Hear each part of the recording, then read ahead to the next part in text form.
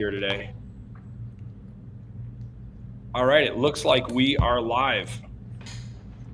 So I want to do a quick intro to who we've got here today. We got the RHO YouTube crew, right? I'm sure there's more out there, but we got a few of us here to at least talk about experiences, good, bad, and different, and kind of why we're here today. I figure I'll give a little intro. Start with Rocky. You're up in my upper right-hand corner.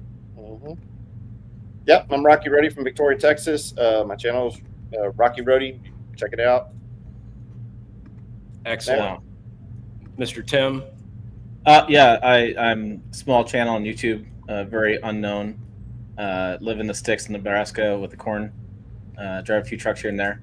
Pickup that should be talked. Nice. Mr. John. Hey guys, and I am TRD John. I know that's not RHO John as much as the comments I get for that, but new to the RHO experience, about month and a half ownership or so. So welcome to be here and hang out with all your guys' people too. So this should be fun. You know, I'm just thinking, John, if you want to keep it to 3 letters, should you change it to CEL, John? Yeah, probably now. Dude, that's when I take long. We're only what 5 minutes, not even 2 minutes into this live stream. To be honest, when I do that new video for the second check engine light, that's a perfect title, Barry. That's perfect. All right, CEL John. There we go. Built on a Friday. Yeah. So I figure we could kind of start with we've all had a lot of different trucks. Obviously, John, you've been pretty specific. A lot of Toyotas, obviously, and Rocky and myself, Tim, we've all had a lot of different trucks. I think it'd be kind of fun for people to kind of understand where we just came from and what landed us in this place of picking RHO. You know, we all purchased these trucks with our hard-earned money, just like everybody else. And so people are probably wondering, like, why did we all go with the RHO? So I don't know, Rocky, feel free to jump in. So I've always had the HDs. I've done the diesel, lots of stuff on my channel, basically Power Stroke, Duramax, Cummins, all of them. I had a bunch of half tons, a few years ago. We used to run the 5.7 Hemis and stuff like that. So I really like the Dodge platform and the Ram platform.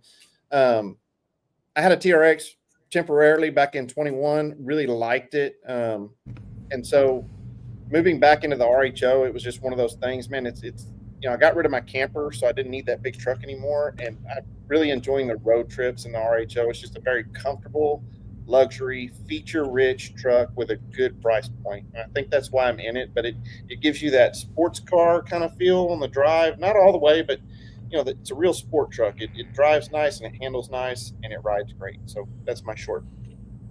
Nice. Mr. Tim? I've done mostly half tons just because of the Google SEO factor of half tons, most popular, configuration out there. I've been a journalist now. I did the math with some friends. Math is not my strong suit. So I did the math with some friends and we figured it out. This is entering my 15th year of doing journalism on automotive. And I've always done half tons and that kind of stuff. I wanted to do Ram for the first time of buying trucks. I've driven them for years. And I was going to do the Bighorn, but when the RHO came out, it's like Rocky said. I actually watched one of his videos today. It's hard to beat the value for the dollar. The RHO, you just get so much value for the dollar. When you start looking at that, then the dealerships, especially the Mark Dodge, I think a lot of us went through them, or similar dealerships like that. When you start looking at the value you get for what you get for it and the money you get for the off on it, it's hard to do anything else. It's like, I forget all the math. Was it 80 whatever? Then you took the 10 and 70. I mean, my goodness, I bought a High Country Silverado for 67, I think, the 2 years before. And so for $3,000 more, basically what turned out to be something around that round, I get this. There's no comparison. Yep. Like, it's like the High Country on steroids. I mean, the High Country doesn't even come close to what this truck has and the features and the capability of it. It's my first time ever, like, really with a sport truck. I mean, I've driven them. I've driven Raptor R's, I've driven Raptors, driven all that kind of stuff. I've driven the TRX. TRX is a great truck. It's a lot of fun. There's no doubt about it. But this truck, I think, is a better daily. I really enjoy the daily driving aspect of it. I enjoy passing the gas stations more often than I did in the TRX. And it's just such a fun truck to drive. And it is a truck that you don't worry about on a road trip. You get in and go. And it was kind of funny. I just literally saw Rocky's video about 5 minutes ago about him selling his camper, and I just bought a camper, so I'm really excited about having a camper and towing with a camper with the RHO.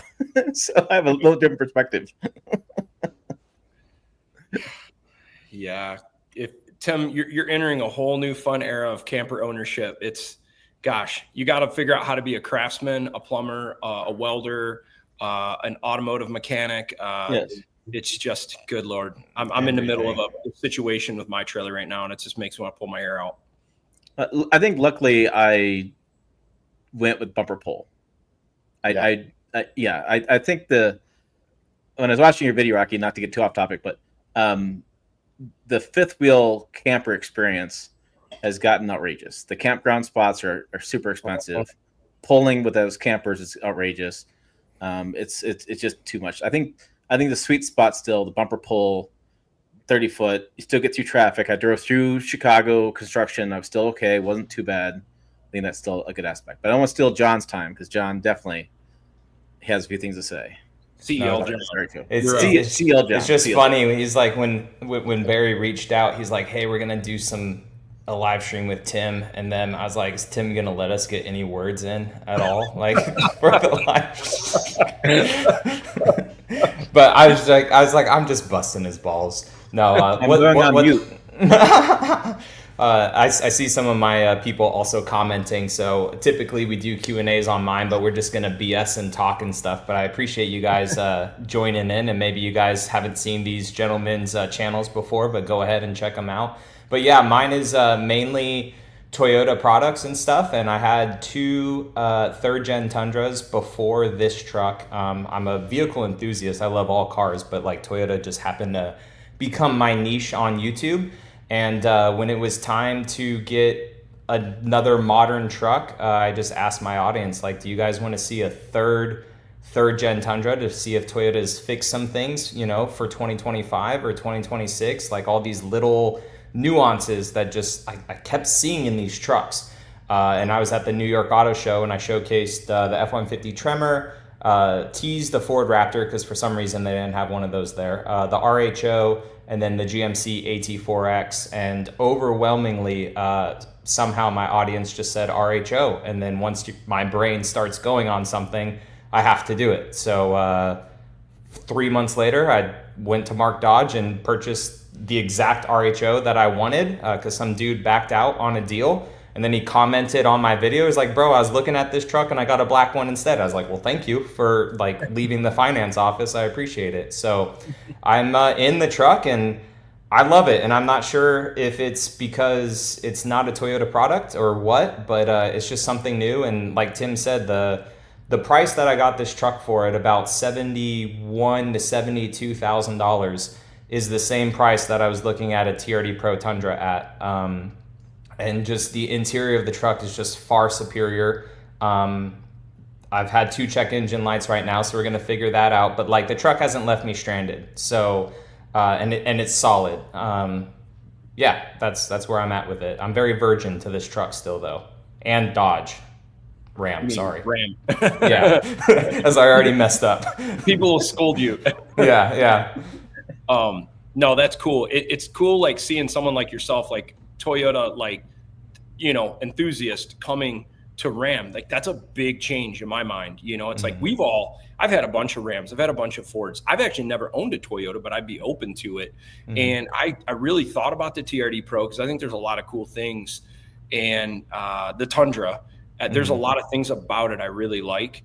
It's just, I just keep looking at my dollar and what I get for the money. And man, it is so hard to beat. And I know everybody's got different experiences and thoughts and views, but man, I think this high output Hurricane is just about the perfect spot for performance, but yet you still get some fuel economy. It's like, would we like 700 horsepower? Absolutely. But is it going to be a 5 mile per gallon hit? And I just did the other day a loop getting 17 miles per gallon. If I had my Raptor R or TRX, that'd have been 10, 11 miles per gallon for sure. Yeah, but and I want to jump in this last comment down here because I think there's always a question. I think, and Rocky hit on this last video too. Do you miss a Hemi in the RHO. I gotta say, I don't. People are really excited about this Hemi coming back, and it's been on the forums and stuff. I drove a Hemi for years. Rocky drove a Hemi, and the inline six is so smooth and so powerful. There's one kid who was talking. He had his little video in his little channel, and he's like, "Look at all these Rams on the lots, and he, you know, the inline sixes are here. Hemi comes back. What's Ram gonna do with these trucks? And discount these. Nobody's gonna want to buy these things." I'm like, if you drove the Hurricane versus the Hemi, I can't imagine you'd want to walk away with a Hemi unless you're counting cylinders and you care about exhaust. Yeah. Yep. Yeah, and I'll say this too, and to back that up is, you know, these RHOs are sport trucks. They come with 35s on them. They're heavier than a standard half ton. I drove a Tungsten the other day with the high output in it, and that thing ran like a rocket.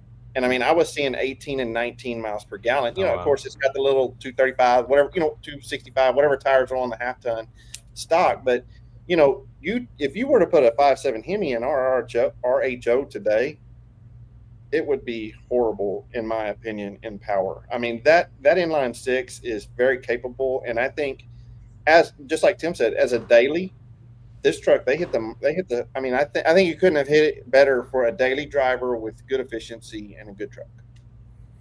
Yeah, I mean, even though it doesn't get like insane gas mileage, when I was on the phone with Barry earlier today, just to like, you know, talk to each other before this live stream, I told them I had to go pick my wife up because she dropped off her mom's vehicle to get the AC fixed or whatever. And like, I mean, I'm blessed because I work hard. I got like 5 different vehicles in my driveway to pick from, and like I picked the RHO, and I don't know why. It's just like, again, maybe it's new, but it just, like you said, it drives like butter. I love getting into it when I can, and it sounds like if you guys have ever driven like a Supra, the Mark V Supra with the 3.0, and it really sounds like that. And with the ZF transmission, it gets those same like little farts on the upshift and stuff, which some people like, some people don't. But I'm like, I don't know, it's really, really good. Kind of my thoughts too. It's so funny you mentioned the ZF transmission strategy, because that has been around for, I don't know. I think the SRT, whenever they came out with the SRT 864 392, like 8-10 years ago. And I remember when you'd hear that thing shift, or the Hellcat, and you'd hear that burble in between the shifts. And I'm like, oh, that sounds sweet. Mm-hmm. And it still has that in the RHO. And I love that. So I got this question highlighted. I feel like, John, you're like the perfect person to answer this. I could give my thoughts on this, but this is like right up your alley. Yeah. So, I mean, what does the RHO give you that the Tundra doesn't, and vice versa? So like, the problem with the Tundra, and this is just Toyota in general, is one, they don't let you order, like specifically order vehicles. And the Tundra is essentially like a mono spec for the price. You can't get it cheaper. Like if you wanted to get the RHO at a discount at certain dealerships, right? I know it varies throughout the United States. You could get the RHO down into the 60s or spec'd out into, you know, the 80s, whereas the Tundra is middle ground, no matter what, around $75,000 plus or minus, you know, $3,000-$4,000 depending on added dealer options. But I mean, really, the RHO has everything the Tundra really offers and more, in my opinion. Like live valve suspension. It has massaging seats, which the Tundra don't have. I mean, they both have the standard CarPlays, big screens, this and that. I think the biggest thing too is customization on the dashboard as well for the RHO. I mean, you have a plethora of information on that screen, all the different sports modes, paddle shifters, storage alone. Oh my God, I know I rant about storage in my videos and people tell me that, but like, the Tundra has none because it's a hybrid powertrain. So you get no storage under the seats, no storage in the composite bed, no shelf, even though, you know, our trucks don't have shelves because of like the screens and stuff. But like, there's just no storage in the truck, whereas the RHO just has so much. And heated and ventilated rear seats. Our rear seats recline. I mean, my God, you get you get a lot out of it. I know Toyota hates me for just saying that, probably, if they're somehow watching this as a fly on the wall, but like that, I really think the Tundra needs to be built off like the platinum grade. And whenever they do the refresh, they really need to see the Raptor and the RHO and just finally make a actual competitor for them, because people compare that truck to them all the time, and like it's not even in the same ballpark, you know, of super truck off-road performance. It's a good truck, but it's not like at that Raptor and RHO level, in my opinion. Does the TRD also offer heads-up display or hands-free driving? I didn't think it did, but maybe it does. No, it doesn't. Okay. Yeah, no HUD, and there's no Toyota product right now that gives you hands-free driving unless you have a water bottle and you put it on your steering wheel. Like what the Ford people guys do that. Yeah. So I think another thing, I don't know if a lot of people are familiar, in the RHO, it's not a standard travel suspension like a TRD Pro, like a Rebel, like a Tremor F-150. Mm-hmm. This has got extended travel for off-road use like a Ford Raptor. So a lot of people might not be familiar with that. Got a bunch of questions in here. I want to add, there was some people asking questions about the Hellcat and the 6.2. I know there's been a lot of talk if a 6.2 TRX will come out. I know Tim and I have talked about this quite a bit, and there's been a lot of speculation on this for a while. And I'm just curious if there was a 26 or 27 Ram TRX, the 6.2, say it's 720 horse, would you guys choose that over the RHO for, say, $30,000 more? Would it be worth it to you? According to Rocky's video, he would, but I think he's got a bigger budget than I do. Well, I'll say this. The TRX is, man, I've had the Chargers, I've had the Hellcats, I've had those cars in the past, and I absolutely love that 6.2 motor with that supercharger. And it is a fuel drinker. These two trucks, and I'm kind of glad that Ram, a lot of people are like, well, now the RHO and TRX are going to be the same. You won't be able to differentiate them, correct? But the thing is somebody with the fuel bill on a TRX, I mean, if you've had one, it's 9 miles to the gallon. It's premium fuel. Yep. It's expensive. I mean, I was putting $100 every 2 days in mine for my daily commute. We're like the RHO, I can go all week on a tank of fuel, right? And so it's two completely different trucks to suit two different types of people. What their daily commute is too. If you live in town and you drive 3 or 4 miles to work, not a big deal. But if it's something you're putting 100 miles a day, that TRX is going to chew through some fuel, like serious, maybe $2 or $3 grand a month. So that's insane. It's just kind of what people want. I'm glad there's going to be both options. But for me, I've been waiting on that TRX. Yes, the minute the 26 orders open, I want the hands-free driving. And Tim, I'll say this. I've had the hands-free driving on the GM, and I feel like I have to always have my hands under that steering wheel. I love the GM hands-free driving, don't get me wrong. But if I'm in Houston and the lane changing on it, it's a little quick and it's a little squirrely, where I feel probably 20% more confident in the hands-free driving in the RHO. It really does put me at ease whenever it's going down the interstate. So I'll let y'all talk. But well, I've driven in Houston, and you can take Houston. I will. You can have it. My commute's about 20 feet, so I don't have the gas issues about that stuff. But I wouldn't switch just because of my business. I've had the TRX. It's been out before. It wouldn't drive the views, and my business is just business decision. That's all there is to it. Yep.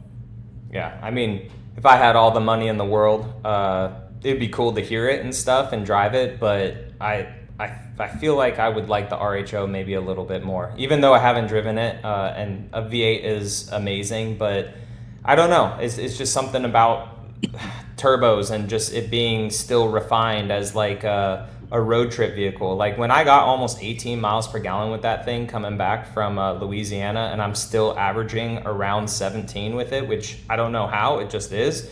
I don't know if I would want to sacrifice that just for sounds and power, and I'm sure it's great, and maybe they update the other one to be even better, but when I get out West Coast with this thing, hopefully like I plan to, I like the fact that it's a little bit lighter up front than, a heavier engine. The 0 to 60 time, if we're, counting that, is spot on with what the Hellcat engine was in that. But maybe they just swing for the fences and give us 900 horsepower truck to really separate them, because right now I think the RHO is still too close to what the TRX was. Maybe they just swing even harder and just blow the Raptor R out of the water with, just like they did with the RHO versus Raptor. Maybe it's another 100, 150 horsepower more than a Raptor R. Yeah, I agree. I think if they keep it around 700 horse, it's not enough to entice me. But if it was 900, wow, that would be pretty exciting. I also think if I was if I was in a position where I had 2 trucks, where I could have like a truck that was my work truck for towing a trailer, I think it'd be really fun to have that TRX as that fun toy. But I use my truck towing trailers, and that's, I got the thing highlighted here. Where do you see the RHO start to struggle? I just did a 1,000-mile tow pulling an 8,500-pound travel trailer in 94-degree weather with 90+% humidity, maxed out payload, no issues at all. It was great. And I know Tim has towed his travel trailer, 2,000-3,000 miles, something like that. Yeah, I never had an issue. No, Honestly, I was doing 75, and at one point I was doing 80 because I had to pee, and I didn't realize I was doing that fast. And I was like, "Oh, but slow down." But I think Rocky said it best. It pulls like a diesel. yeah, Legit. I mean, it's like it's not. And this is where things get a little weird with me with diesels. Is the diesel crowd thinks about diesels? They don't think about diesels in shorter term period of time. What I'm going to say, they think about diesels as 10-year and 15-year periods of time. So diesel torque has changed in the last 5-10 years by dramatic changes, like 10,000 foot-pounds of torque, and what is it? 1,000 foot-pounds of torque was really changed. Yeah. So I would say this thing tows like a diesel did 5 years ago. Now today's diesels, 1,000 foot-pounds of torque with new Ram last year, yeah, that's a whole different experience. But this thing is just like a really good diesel. And is it better than it was a diesel that was back in like 2005 and 6? Those older diesels, much better than those diesels were, right? Yeah. And so, and I know people are saying, well, if you just take the emissions bullshit off, it told yeah, I get all that kind of stuff. I understand that, I get it. But I will tell you, this thing, I had the 3-liter inline 6 Duramax diesel from Chevrolet as well, and that thing towed really well too. But to me, this one's got more power. More low-end torque, it feels like, and it does by the numbers has more of a low-end torque. It tows so well, that it's kind of remarkable. And I started off, I was like, oh, I'll do 50, not 55. I was like, I'll do 60. So I was kind of, I was getting experience down, and we have a lot of wind out here in Nebraska, like probably West Texas, and the wind is the biggest factor with towing campers and things because you have the profile. But as I got up to like Wisconsin with the tree cover, well, I had no wind. And all of a sudden I was like, well, let's do 70, let's do 75. And the truck didn't care at all. Like in the RPMs, I think I was doing like 2,500 RPMs. And like, it didn't matter. And I didn't care at all about that. So I never had an issue. It seems like people keep wanting, not people wanting to find issues, but people are curious about there's got to be an issue. Like there's got to be something. And come to my channel and find it out. Yes, TL John. John will get us covered. I did want to tap on what Tim said real quick, just about we always say turbos are for towing, superchargers are not, right? The TRX definitely does not tow as good as this RHO. The turbocharger is great, and I'll put that same comparison. Like I've had diesels since I was 16. I just did a video about how this engine compares to a diesel, and exactly what Tim said. I think it tows better than the old 7.3 Power Stroke, to be honest with you, like in a Ford 3/4 ton, when those were out. It just, the power's there, and it's not, and I said JB did a video, and you watch his comparison between the Hemi and the Hurricane Output. Now, the Hurricane Output did do a little bit better than the Hemi, but that Hemi was sitting there at 4,200 RPM, wrapped out, towing that trailer up that grade, up at elevation and all those things. But, when you look at the Hurricane, it's sitting there, 3,300 RPM, and that's what it stays in, that low RPM. Even daily driving, it's shifting at 1,900, 2,100 RPM. It's not wrapping out like gas engines. And I think that's one of the reasons it pulls me in as a diesel guy. And you see a lot, like I've seen some comments here about people trading their HDs and their diesels in and getting the RHO. So anyway, it's just that it feels good to me towing. Yeah, and I know, Barry, that you have airbags on yours, and Tim, you don't, but I am very impressed on how minimal squat the truck also has in a stock form compared to like a Tundra. I mean, anyone that puts any sort of stuff behind a 3rd-gen Tundra, those springs in the back are so soft, even on the TRD Pro, that it just squats a lot. And I'm not sure if that's also due to the fact that it has actual live valve suspension, so maybe it's actually able to stiffen up the shock itself maybe a little bit more if it knows that it's towing, maybe stiff, like more fluid going through it, trying to hold it up, stabilize it. I'm not sure, I don't tow that often, but that is one thing I want to note is like it's very much like some people say a dual hat truck, but this is like a 3-4 hat truck. I mean, it's a date night truck if you want, you know, because it's really nice inside. If you want to have fun in Florida and go off road, you can, and then you guys are towing with it too. That's not many trucks can be like 3-4 hat trucks, which is pretty cool. I agree. And you know what's funny? Coming from two or three Gen 3 F-150 Raptors, they definitely squat more in the rear. There's no question about it. And my Raptor R, like I was saying earlier, like if I had the ability to own 2 trucks, that I could have one as a tow truck and one as a toy truck, the Raptor R or TRX to me would be a better second truck, because then you get that visceral, crazy experience of that, you know, raw V8. But if I'm going to use a truck for towing and doing day to day, I will take this Hurricane over the Raptor R, over the TRX, because it tows better. It's not blasting your eardrums. The Raptor R was the best engine braking gas engine for towing I've ever experienced. It was a beast for engine braking. But going down the highway, pulling our same trailer, it would hold about 500 to 1,000 RPMs higher than our RHO, and it was getting 6 miles per gallon, whereas the RHO was getting like 9.5, 10. The exact same trailer, exact same highway, and the Raptor R, when it's a sweet truck, don't get me wrong, but when you put it in quiet mode, it actually doesn't work on the Raptor R when you're above 2,700 RPMs, whereas the standard Raptor actually does allow quiet mode. So I actually prefer the regular Raptor over the Raptor R for towing as well, because that EcoBoost does a little better in that highway towing experience. But yeah, I'm trying to catch up with some more comments here. Here we go. And I saw the Timberline. Was it not Timber? The what do you guys call those? The Timber Grove. Timber Grove. Timber Grove. Yeah, it was interesting because when Barry and I got together, I'm not that tall, and it was funny because his truck's like an inch taller than mine because of his Timber Grove. But my weight shifting hitch, I was able to get mine leveled up enough that I don't need squat. I actually was gonna do a squat test I've done for years in different towing videos, and I haven't even done it because I don't need to do it with RHO. Like, it's kind of useless doing a squat test with it. Yep. And it dawned on me, I did this years ago, I did this whole towing video, massive thing. I did squat test all these trucks. But to John's point, I don't need to do it. It's kind of a useless thing. I can measure how much it squats, but once they do weight stripping hitch, it's like it goes all the way back up to level. Yep. And you know what's great about your setup? When I was watching your videos of towing, it's cool seeing, because your trailer is, I want to say 5,500. Is that what it was? 55, 5,800? Yeah, 52 dry, 7,000 wet. Yeah, 30 foot long. So it's perfect seeing that difference, because I think that's like the perfect size trailer for the RHO, because you can pull that and not need airbags, and it doesn't look like it's squatting too bad. I have found once you start getting in like mine is 72 dry, 8,500 like full GVW, and I'm pretty about maxed out there.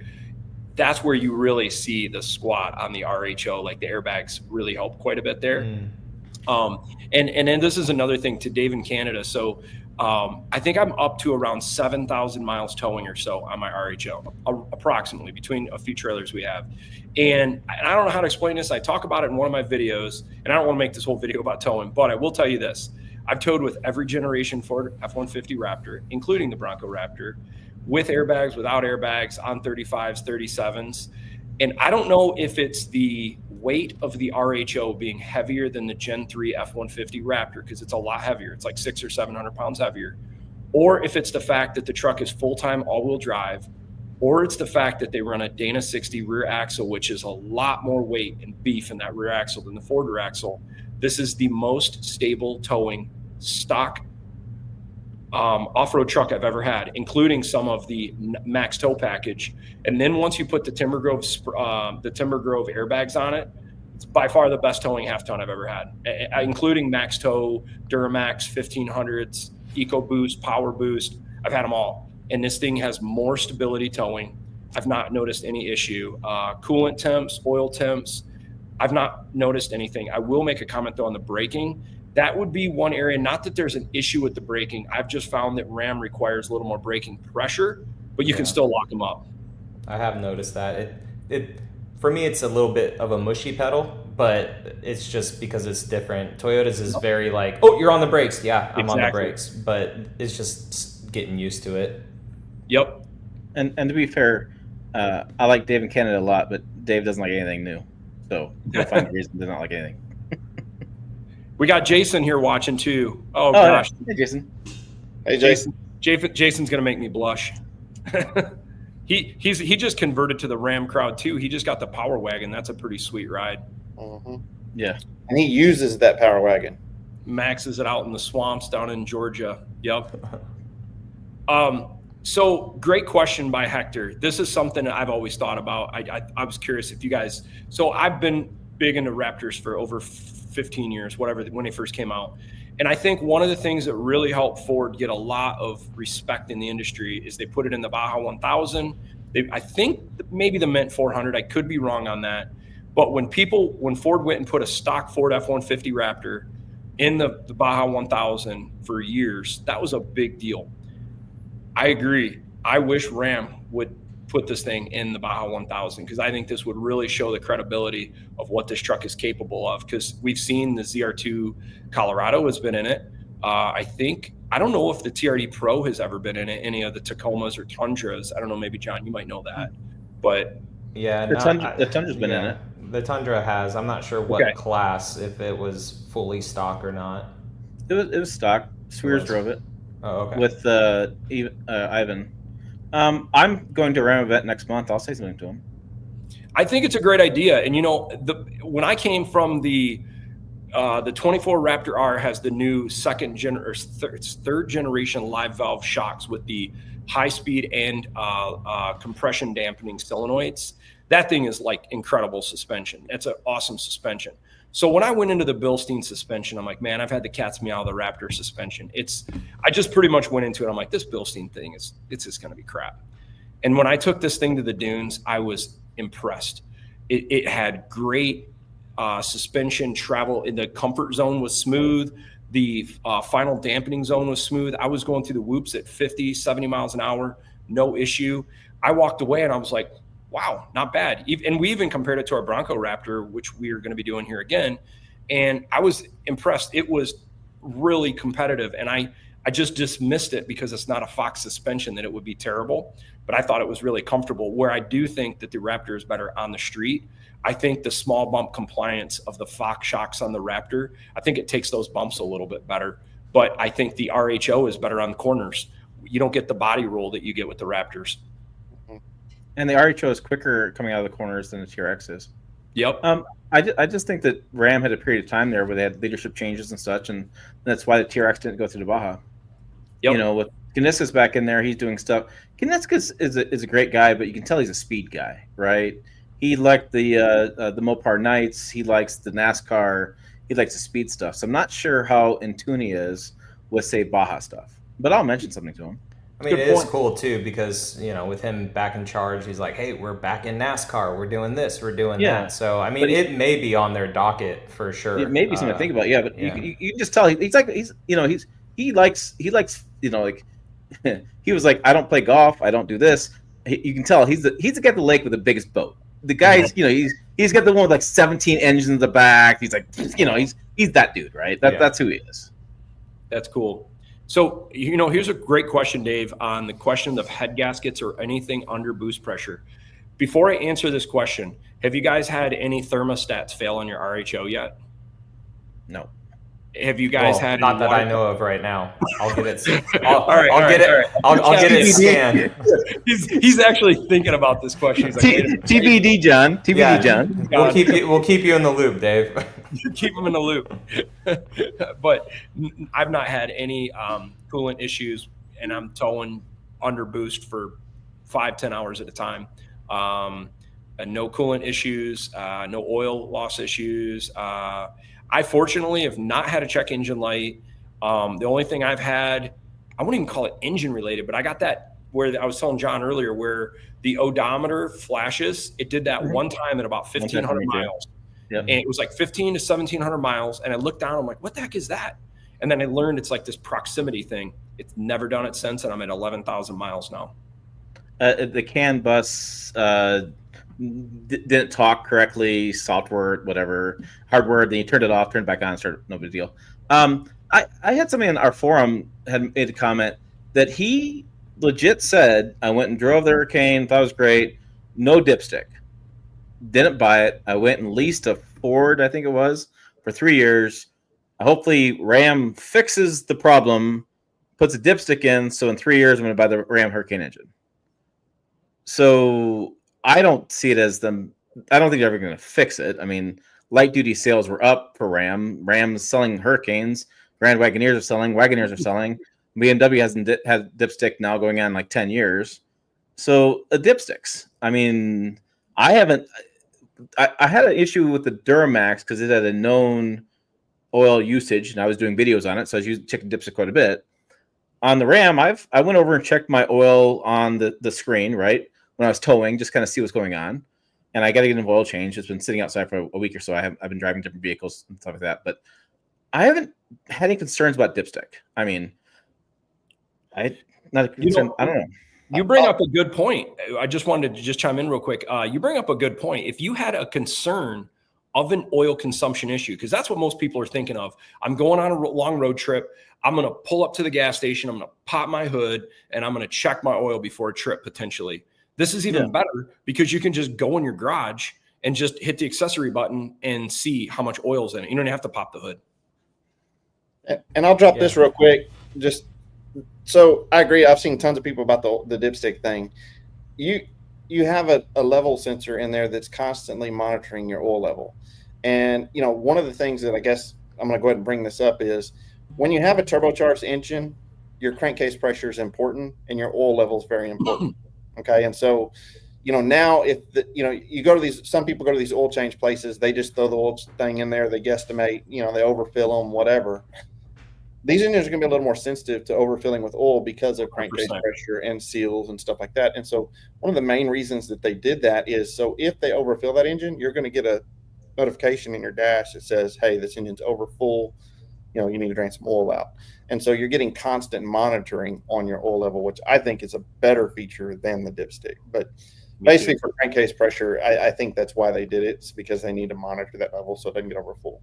Yeah, I think the biggest thing too for maybe some people is just the trust in the electronics. I don't think people care that they can't check it themselves. Maybe it's just the trust in the electronics. But at the same time, on the flip side of that coin, what if something's really happening, right? And you have a dipstick and not all these sensors, and you don't know until it's too late, and then you check it and you're like, oh shit, I was low. Yeah, sorry, I don't know if we can cuss, but like, oh crap, what if it was low? And then you just look and you're like, oh, I guess instead of having all those sensors actually working, and then, it's letting you know ahead of time and stuff. So I'm indifferent about it. I mean, I know how to change my oil and do stuff, but it's not worth my time. I just take it to the dealership. They just do it real quick and I work, and then it gets done, honestly. So. Yep. And then it's on record. That's why I think any of these new vehicles, dipstick or not, man, I like getting the oil changes on record, because if there's ever a problem, I didn't screw something up, and you're really, when you start looking at the price of the oil filter and the oil, for me to go think around with this, I might save $20. Yeah. And then you factor in your time, all this crap. And I mean, I just did a huge job on our Can-Am here recently, every fluid in this. And I got done and told my wife, I'm like, that freaking sucked. Everything about that I hated. I got oil all over the garage, and then I'm worried about getting it on our driveway. So the car guy, you guys seem to love your RHO so much. Does this mean you'll actually keep it long-term, or would be dumping them in a year? I think that's a business question, regardless if it's RHO or not. I know for me, it's always the business decision of what puts the most money in my pocket. I move it when it makes most sense.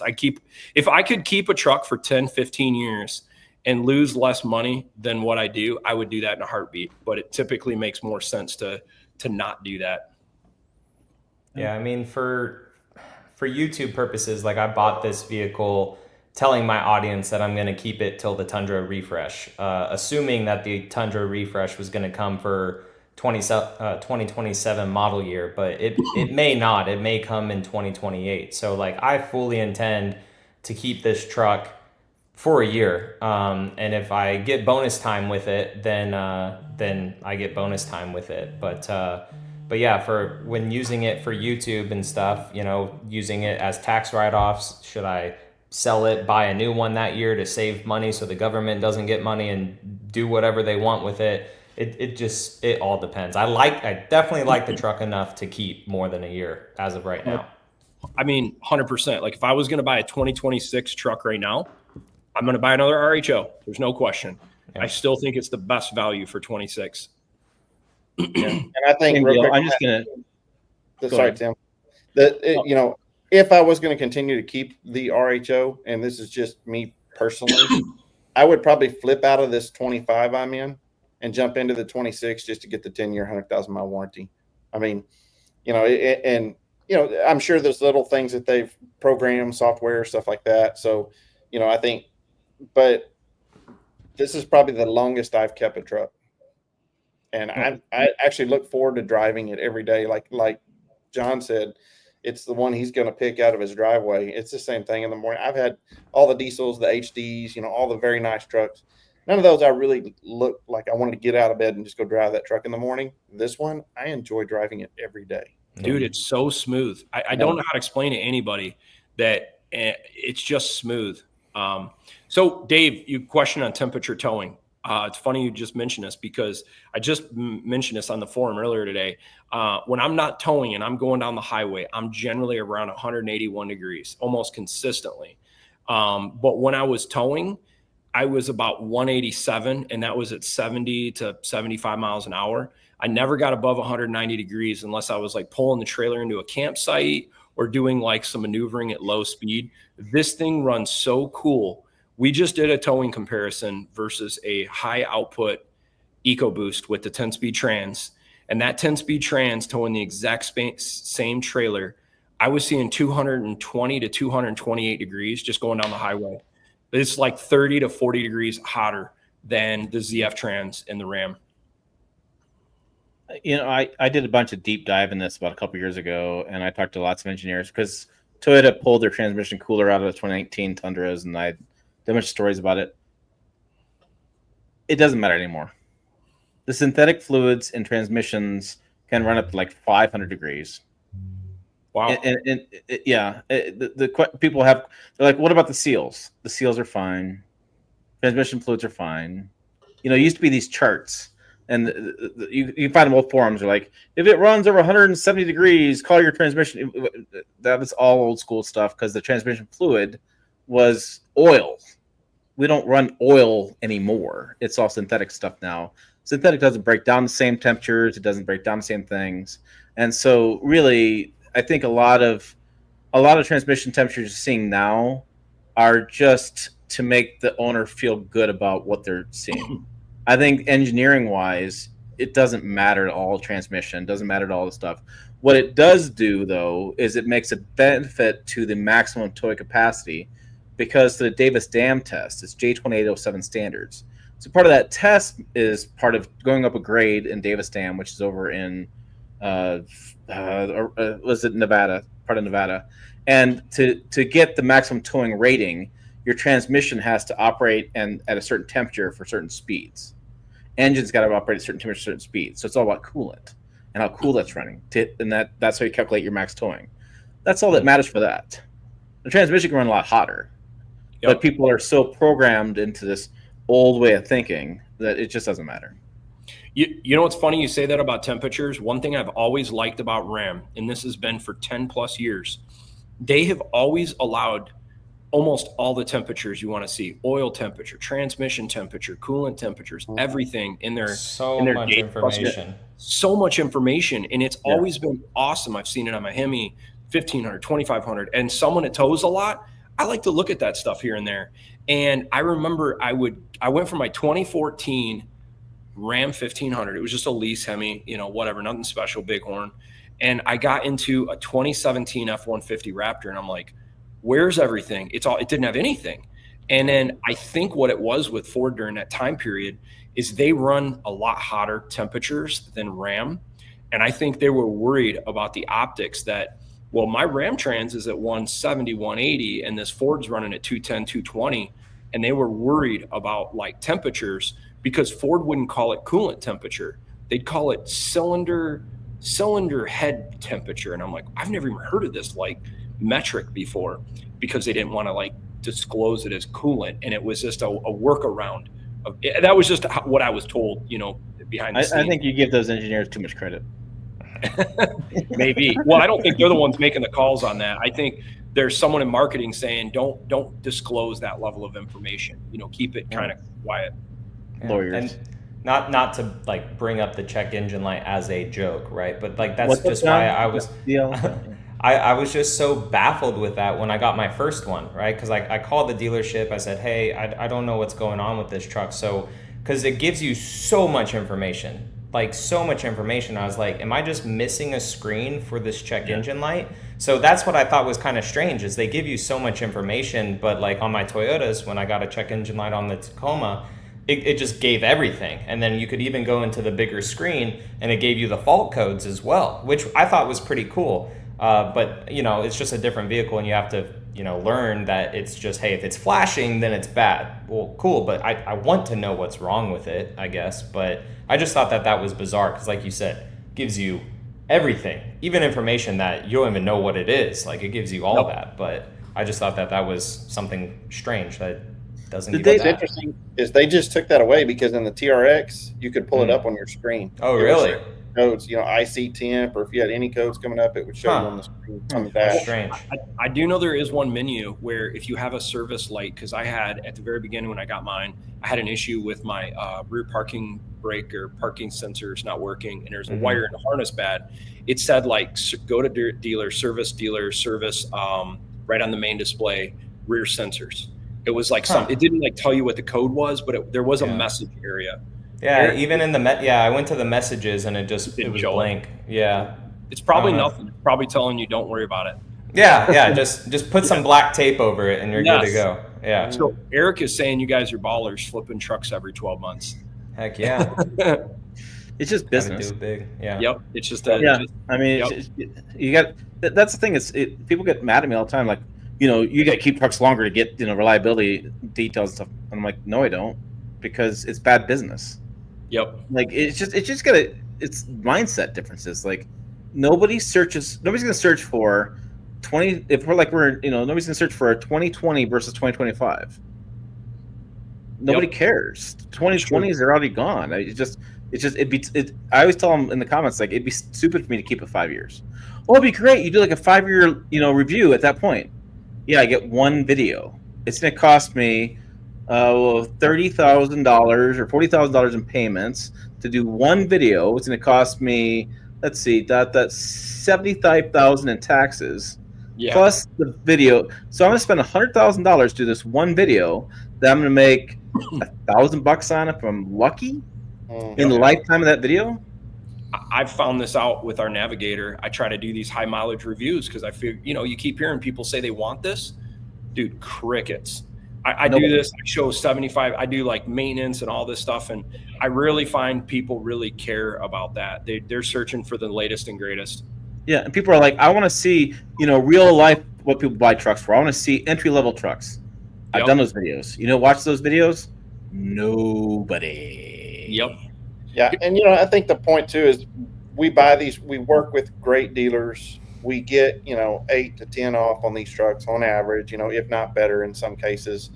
And, what a lot of people don't understand is we buy them. And then, if you put over 20,000 miles on them, you drive them out of warranty, the value drops significantly. Yep. In the same model year, that dealer can resell that truck as a less than a year old truck, and it has good value. I think, and I think y'all go through a bunch of them too. And so we don't lose a lot of money when you actually trade that truck back in.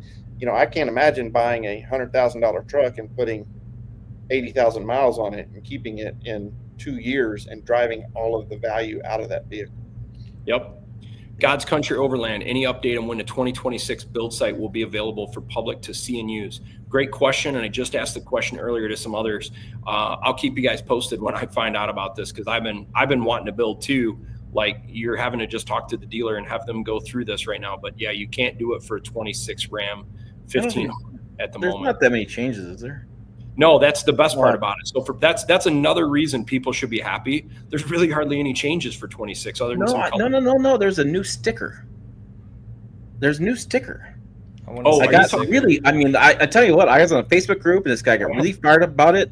The drive mode sticker is different. I'm telling you, man, it's breaking news. It's huge. The sticker is different. Massive change. That's funny. I got a 25-minute video about the sticker change. Drop it tomorrow. I need to start figuring out how to do videos on stuff like that then. It's massive. So talking about value and resale, I thought this would be a great thing to say, like, okay, coming from Toyotas, John, you've had a lot of experience in that. The big claim a lot of people say about Toyotas is the value. They hold their resale really good versus domestic brands and things of that nature. I'm curious what your experience has been on that. And I can tell you just from what I've seen experience on the RHO, the resale on these things is really good. Even though they're discounted, these things are still holding their value really well. Yeah, I think because it's like a special truck, right? Like the Raptor. Raptors hold their values way better than like an XLT FX4, you know? So Toyotas, they are holding their value, the old ones. These new trucks, they haven't really been holding their value at all. Granted, they've had their engine issues, turbo issues early, certain creaks and rattles and seats breaking and volume knobs coming off. So, I mean, Toyota's still really working out kinks. So right now, like for modern trucks, like for us, as we're flipping them, you know, every couple of years, or if someone only owns one for 3-4 years, I think that Toyota's right on par with the domestic trucks for losing value. But if we go back 7-8 years, right? Let's look at my 2019 TRD Pro I have in my driveway. I bought that for 50 grand a year ago. Somehow I could sell that same truck right now for 50 grand. But if you look at a 2019 Chevy Silverado, that's pretty done up. I guarantee you, you are not getting anywhere near $30,000 for that truck. So that's where Toyota, I feel like, is holding, is in their old stuff. And the new gens, they just have to prove themselves. But at the end of the day, you know, Toyota doesn't really do these big, massive discounts like you see on TV all the time that the domestic trucks do. So like we were talking on the phone earlier, you're kind of paying a little bit more up front. And then, yes, you have a better resale value kind of in the end, but you did pay $5 grand more maybe than another truck that you could have got. So if the difference is $5 grand for resale, you kind of paid that up front a little bit. So it just depends on how you want to move your money around. But I would be curious, you know, if we're all still chatting in 5-10 years to see where a 2025 Tundra TRD Pro is versus a Ram RHO. You know, or something like that. But I don't see it with the current trucks right now, currently. It's a great question because if we look historically at Ram Cummins trucks, dang, these things hold their value really well. I mean, especially, you want to talk about an old truck, go back to a 1997 12-valve Ram 2500 Cummins. Man, if that thing was clean, I bet it'd bring 40, 50 grand. And the truck is like 40 years old. Those are nuts. The Cummins for sure. Any pre-EGR crap and death and all that for all those diesels. I mean, people sitting on gold with LBZ, LLY, Duramaxes and stuff, all or LP5s too before all that stuff. I mean, like, yeah, if it's under 100,000 miles, those dudes are, some are getting more than what they paid for the truck, like when they first bought it. Yep. Yeah. So, Tom, here's a great question. What's your experience been with service departments in local areas? Seems if I bought a Ram RHO, like a Mark Dodge. Okay, Mark Dodge, 1,300 miles from my house, Louisiana.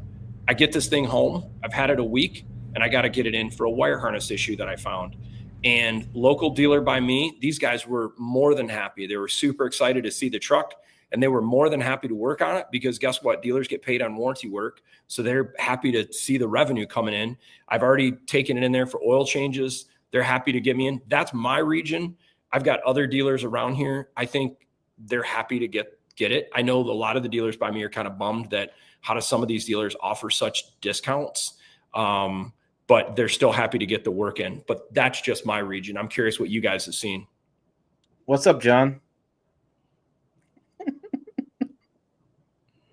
Mine's been good so far, but it kind of sucks at the same time because like they had a new service advisor a new service manager that got there. I met him, didn't tell him that I had a YouTube. I don't like playing that card at all. Just let it all go organically. He wanted everything to get fixed with the truck, and then he already left because he was really wanting to change things like for the better, and the higher ups at the dealership didn't like it or whatever. So I mean, like.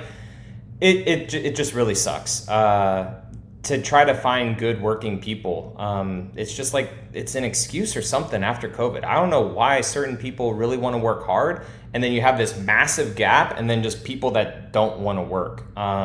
It's frustrating. So mine has been decent. They fixed the truck to an extent, but there was a TSB like for the alignment, which I didn't know about because my truck came not really aligned. It was really pulling to the passenger side.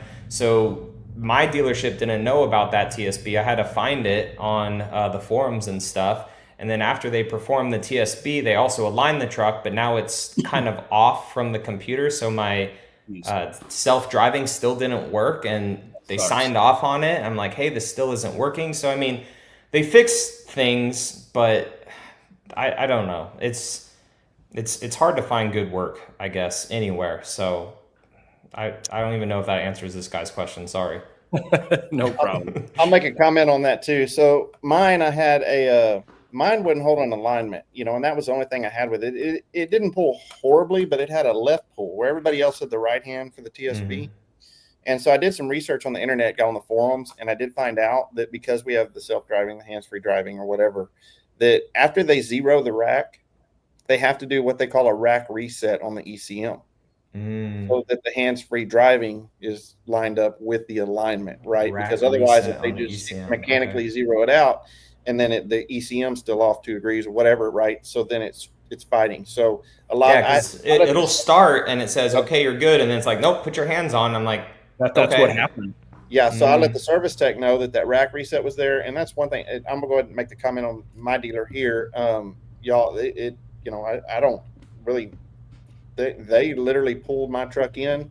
They tell me, hey, we're going to order this part. I didn't even know, but they were like, we're going to order a new rack and pinion and put it on there. They said, because the alignment's not holding, right? And they said, just take it, come back in about 3 or 4 days. And I took it back. They had a loaner ready for me. I drove out with my loaner. They called me back at 4 o'clock that evening and said, everything's good to go. And it drives amazing after they got that little bump fixed. So that's the only problem I've had with mine is the rack and pinion. So.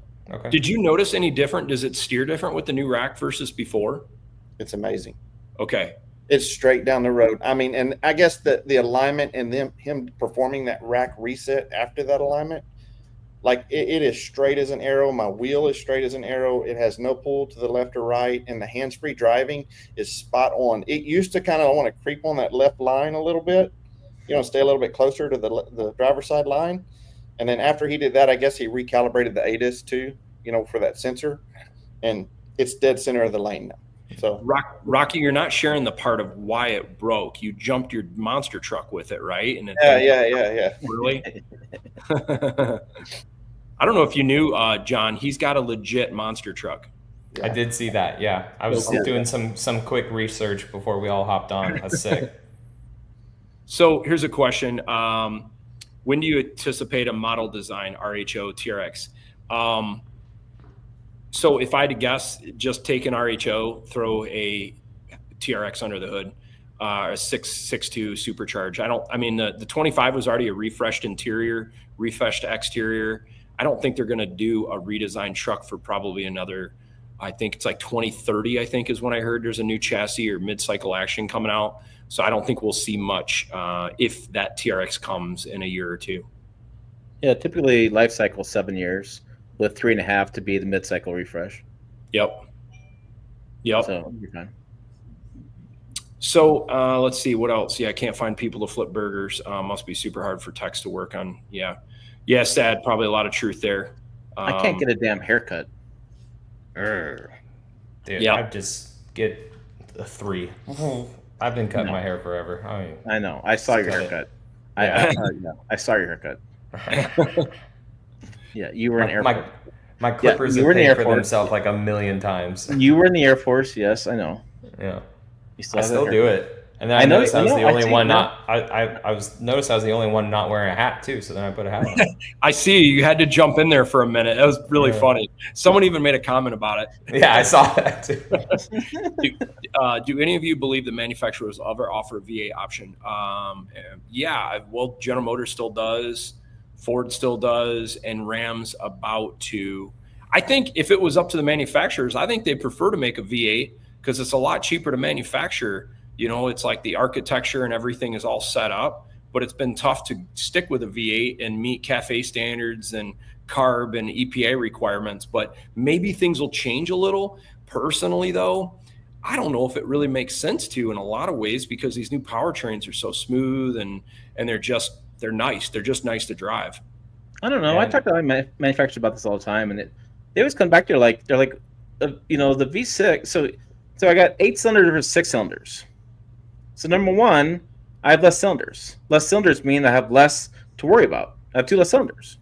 I have 2 less issues. I have 2 less pistons. I have 2 less things to worry about balancing. Inline, I have less balancing issues, right? V, you have to worry about balancing, all things balancing together. And then I have an 8 versus 6. Well, now I got to figure out, you know, I can take that 6 and put a turbo on there and give you much smoother power. I can give you better efficiency. I can give you better fuel economy. I can make you towing experience a lot better. The 8, you know, what am I doing here? Now you have less power. You have less fuel economy. You know, it's like you only want the 8 because you want the exhaust note. You know, and you look at the numbers of people that are buying the 6s, and it's like the 6s are selling like crazy. People always they always come to me like, well, you know, Toyota can now do the 8 because CAFE's, you know, the teeth got taken out of it, right? And I go back to the time when they got rid of the V8, and I talked to engineers back then. Toyota could meet CAFE. Toyota's never had a problem meeting CAFE. They build They sell their credits to other people. They sell credit. Yeah. How many Priuses do they build, for crying out loud? Yeah. Like Toyota wasn't going, oh God, we're paying fines for CAFE. No. Toyota killed the V8 because they were like, the leadership in Japan said, we don't want to have any more V8s anymore. The leadership in Japan says, we don't want to build diesels anymore. Leadership in Japan says, we want to make these changes. The thing with a Hurricane that people don't understand is that the Hurricane is a global engine. Okay? So Stellantis was paying fines on the Hemi engine sold in other countries because you actually pay a fine on the lot to sell V8s in different countries. So if they had a V8 versus V6s on competitors on the lot, it would cost the customer $2,000 more to buy the V8 than V6. So they want to be competitive in a global marketplace. So it's like there's a lot of business reasons in that aspect. I think Stellantis and, you know, Toyota to some degree look at this marketplace and go, why the hell do these Americans want V8s? Like the V6 is superior in all aspects. You have less parts, more reliable. You have better efficiency. You have better power to weight ratio, and you have better fuel economy. And we can sell it globally without having any issues with Euro 6 standards, with European, all different countries. And we can build it simpler because look, in a V8 now in America, right? We have the Ram Hemi. The Hemi is not simple. You have a mild hybrid setup with cylinder deactivation. Right now, we're doing direct injections.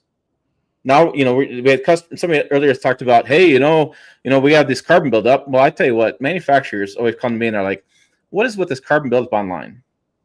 Like, what are people losing sleep about? You know, it's like it boggles their mind. So we have all these issues going on here, and they're like, why don't guys buy a V6? Like, what's the big issue? The number's smaller. Yeah. It's just it's a manhood kind of thing. Yeah. I mean, the sound and the numbers smaller. And I don't get it either because I'm like, well, if you care about numbers, then look at the new horsepower and torque numbers. Exactly. Oh, well, that's not, I miss the sound. Okay. I mean, I love the sound of a V8. There's no question. Yeah, of course. Awesome. Yeah. But love the sound of a V12. Yeah, exactly. Great. Yeah. But the performance and driving experience of a boosted engine, I will take it over a V8 almost every day of the week. EcoBoost, I'll take an EcoBoost over in a truck over a stock Coyote all day long, and I would take a Hurricane over a 5.7 Hemi all day long for towing, for hunting, for off-road, all about. I just love the just so chill nature. I like knowing I can be going on the road in this Hurricane, pulling a trailer, and I just step into the throttle a little bit and I watch the boost gauge go up. I watch the horsepower torque go up, and it doesn't have to downshift. Whereas if I was in my Hemi, it'd drop a gear or 2 or 3 to do the exact same thing. And I know a lot of guys who buy V8 powered trucks who I play golf with, and I play golf with a lot of retirees who never drive it like a V8. They drive it 15 miles below speed limit all around town, drives me up the freaking wall, and they could be driving a 4-cylinder and they wouldn't even know the difference. It's funny you say that. My father-in-law was just on a trip to Vegas recently, and they rented a new Mustang convertible. They wanted something there, and he's got a Corvette, and he loves, cool cars, and he gets in this thing, and they drove it all around. They went to Grand Canyon. He's like, what motor's in this thing? He goes, this thing's fast. And I'm like, does it have dual exhaust out the back or single? He goes, it's single. I'm like, that's a 2.3 liter 4-cylinder turbo. He goes, are you kidding me? He goes, this thing I think is faster than my old Corvette. He goes, it doesn't sound like a V8. He goes, but it really moves out. Yeah. Yep. And one thing I'll say about the efficiency, Tim, on the 6-cylinder, if y'all notice on this RHO, when you start it up like cold in the morning, like I don't have to back it out of the garage, leave my door open, right? But it's very efficient. It's not dumping fuel out. There's not raw fumes behind it like there is with the V8s. It burns much cleaner, and you can tell that even on cold startups in the morning. Does your guys is kind of like pop and crackle a little bit, like on like when it's start? Yeah, like at higher RPM before it goes down to idling? It's not uncommon. I've noticed it one time, but my Bronco Raptor does it horribly. It just did it today. Like it would like shake the vehicle even. It's like boom, pop, boom, pop, boom, like kind of like a popping a little bit. Yeah, keep your eye on that. That's something to think about. But that might be your check engine light. I was just curious because like I don't know because it sounds great and it's kind of cool because it's like a new like kind of like a souped up truck, right? And I'm completely new to all this, but I just didn't know if I remote started it when it would allow me to. It would just like and sound really throaty and good, but then you just have the like kind of like a pop sound. Take a video next time, send it to me. I'm curious because some of these new modern engines, I know I talked to the guys at Ford Powertrain and they've told me, and I've heard the same thing from General Motors Powertrain or Propulsion, whatever they call the group now, is that these engines on a cold start now are running almost in an unstable state of combustion because they're trying to get up to operating temperature so fast to meet emissions that you almost get a misfire. And this has been that's kind of how it sounds. This has been a big thing on the EcoBoost for a while. And I can tell you right now, my Bronco Raptor with a 3-liter V6 twin turbo, it did it twice today. And like one of the times I was like, man, it like almost rattled the Bronco a little bit. So I'd be curious yours. I know my RHO, like the first like 10, 20 seconds, it'll really rev up pretty high. Yeah. It settles in, but. Okay. I can't talk about my exhaust notes still. Yeah, we'll wait for that. Apparently, I was told by Ram that I'm allowed to talk about it by the end of the month. They said the press release is kind of written, but they're waiting for the final details. Yeah, that's cool. I'm going to be getting not cool exhaust. Well, it may be cool exhaust, but I'm working with AWE, but like I want to make sure that this is a legit thing that it's supposed to be before I just throw an exhaust on it, take it to the dealership, have an issue, and they're like, "Oh, well, you put new exhaust on it." I'm like, "Well, it was doing it before, so I just want to make sure." It's one of the reasons why I haven't thrown any tune or anything on mine yet, because I kind of wanted to see this thing settle into itself stock, because I just don't want any issues. Mm-hmm. And I'm good. And I like some of these aftermarket exhausts, but I've also heard some of these guys get drones on the highway, and I absolutely want no more drone. I want it to sound better, but I don't want to sacrifice any highway driving manners. Yeah, I don't hear any drone, but I talked with the service manager and like up front, and I asked Tim this too. He said he doesn't notice it, but I hear like not a whining noise, but he says it's the Hurricane harmonics, the engine that I can kind of hear just like in the center of the dash. It kind of like makes a revving noise. Like it kind of matches the RPM, but then falls off sometimes. So I'm not sure if that's part of just the hurricane experience or what? Interesting. I haven't noticed that specifically. You need to drive that thing up to Michigan, and we'll take it to the dunes and jump it and see if that noise goes away. Yeah, or something, or the whole truck does. I don't know. The only exhaust issue I'll say I have with mine, and it's not an issue, it's just that the Hurricanes have it, is there's two flaps in the exhaust. They're metal flaps, and at an idle, you'll hear a little rattle every once in a while. It's not horrible, but that rattle is those flaps in the exhaust. And everybody that's put aftermarket on there gets rid of those flaps, and they don't have that little Do you rattle. hear that up front or in the back? Because I hear something clanking up it's front. It's more like mid truck, like right behind the passenger door. Okay. Back, somewhere in that area, because I think that's where those flaps are. They're right past the mufflers. Okay. Yep. I'll take a video and just send it in a group or something like that, and you guys can say, yeah, that's normal, or no, John, your truck's effed up. So I'll send it. And to be fair, my wife's a deaf and hard hearing teacher, and she swears I can't hear anything anyways, so I probably can't hear it. So probably not good for her. Okay. So Dave's got a question. The plastic control arms. Luckily, our RHOs don't have that. Just got to spend the money. Just got to spend the money. Just get an RHO if you don't want it. It's not a big. It's so stupid. I've been battling that crap all week long. It's a steel plate that has a hybrid setup. It's a really high-grade composite that is actually better than the cheap-ass steel they were using before.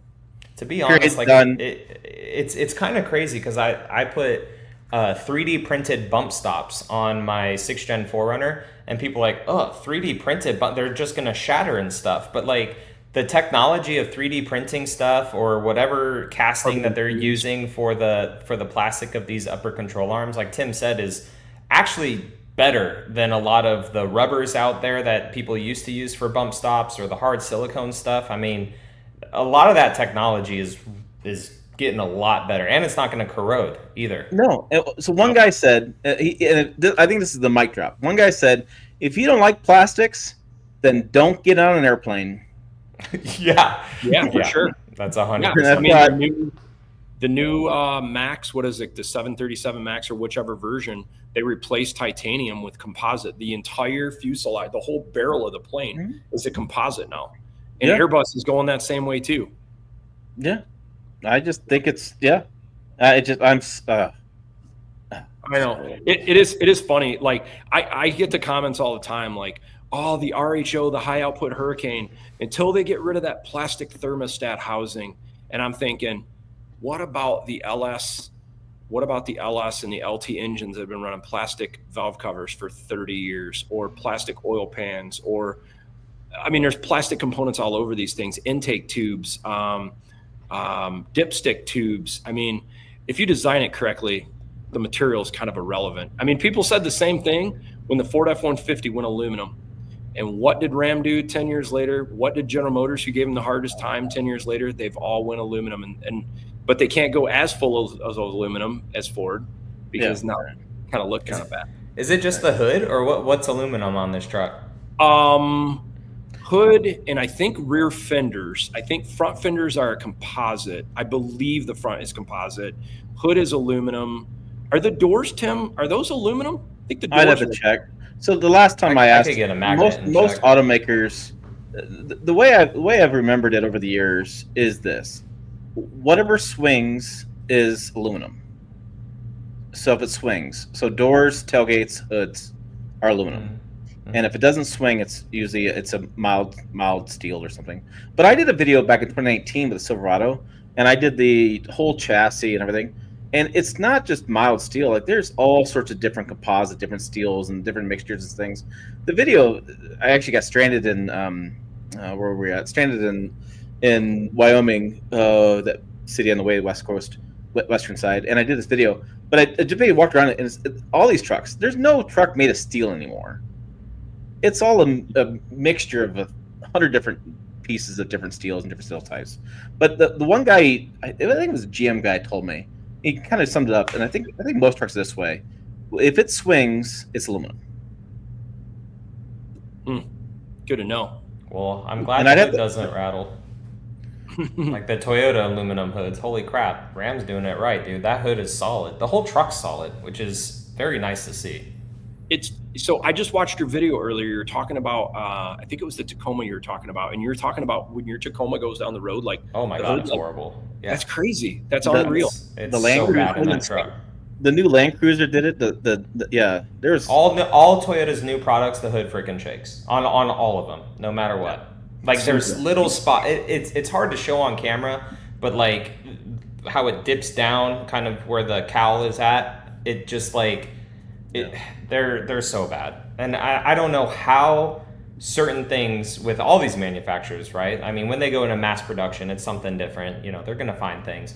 But there's a lot of stuff on the Tacoma and Tundra where I'm just like, how did you guys not see this while you guys were R&Ding this truck or driving them thousands and thousands of miles, and like they never once had a plastic broken seat, you know, or never once a volume knob came off the truck. It's just, it's crazy. It's very crazy. I took so much shit from so many Toyota loyalists in 22 when I had my Tundra, or 21 when I bought it. Ryan Gregg is on here for the hood flutter. People were so mad at me because I had so many problems with that truck. I bought it, whatever I did. I had the 22 Tundra, and it was not very good, and it still hasn't been fixed. Toyota is having a moment. They've had moments of time, and what's funny about it, when they have moments of time, the enthusiasts, like, they take off their glasses, and they're like, the blind just come off, and like, look at all these, oh wow, this is, and all of a sudden they start buying other trucks. I've seen it, and then all of a sudden they fix the issues, and the Toyota fans go like this again. Yeah. And then Toyota has a moment of time, you know, the Tacoma frames rust out, and it's like, okay, it's like, and the competitors have this window of time, and then it's just funny. It's always, you know, 15 years of doing this, I see it time and time again. Toyota enthusiasts are always a generation behind, but that's how I've seen it on this YouTube, especially as vehicles change, and I'm in the forums, like, they're a generation behind. When the 4th gen Tundra comes out and the base engine is a hybrid 2.4 or something like that in the SRs, SR5s, whatever, they're going to be like, oh, they should have kept the 3.4 I-Force from the 3rd gen Tundra. What were they thinking? Like, they're always a generation behind. I remember I had the Tundra. I was going to say, Ryan this is hilarious because, not to be like, oh, John, you went to Hawaii to drive the Grand Highlander. When I did the test drive with the Grand Highlander in Hawaii, I told the chief engineer of that car that the hood shakes on this vehicle. He's like, does it really? And that's insane that it went to production and now there's a TSB for it. That's wild. Just all the cars are just too late in the process. Yeah. 100%. Yeah. I mean, but still, how does it get to that point? You know, like, how did no one speak up and say, yo guys, these cars are $50,000+ and someone's hood is shaking, like, let's fix this real quick. It just, I mean, how do $125,000 Ford Raptor R's still have a hot start issue?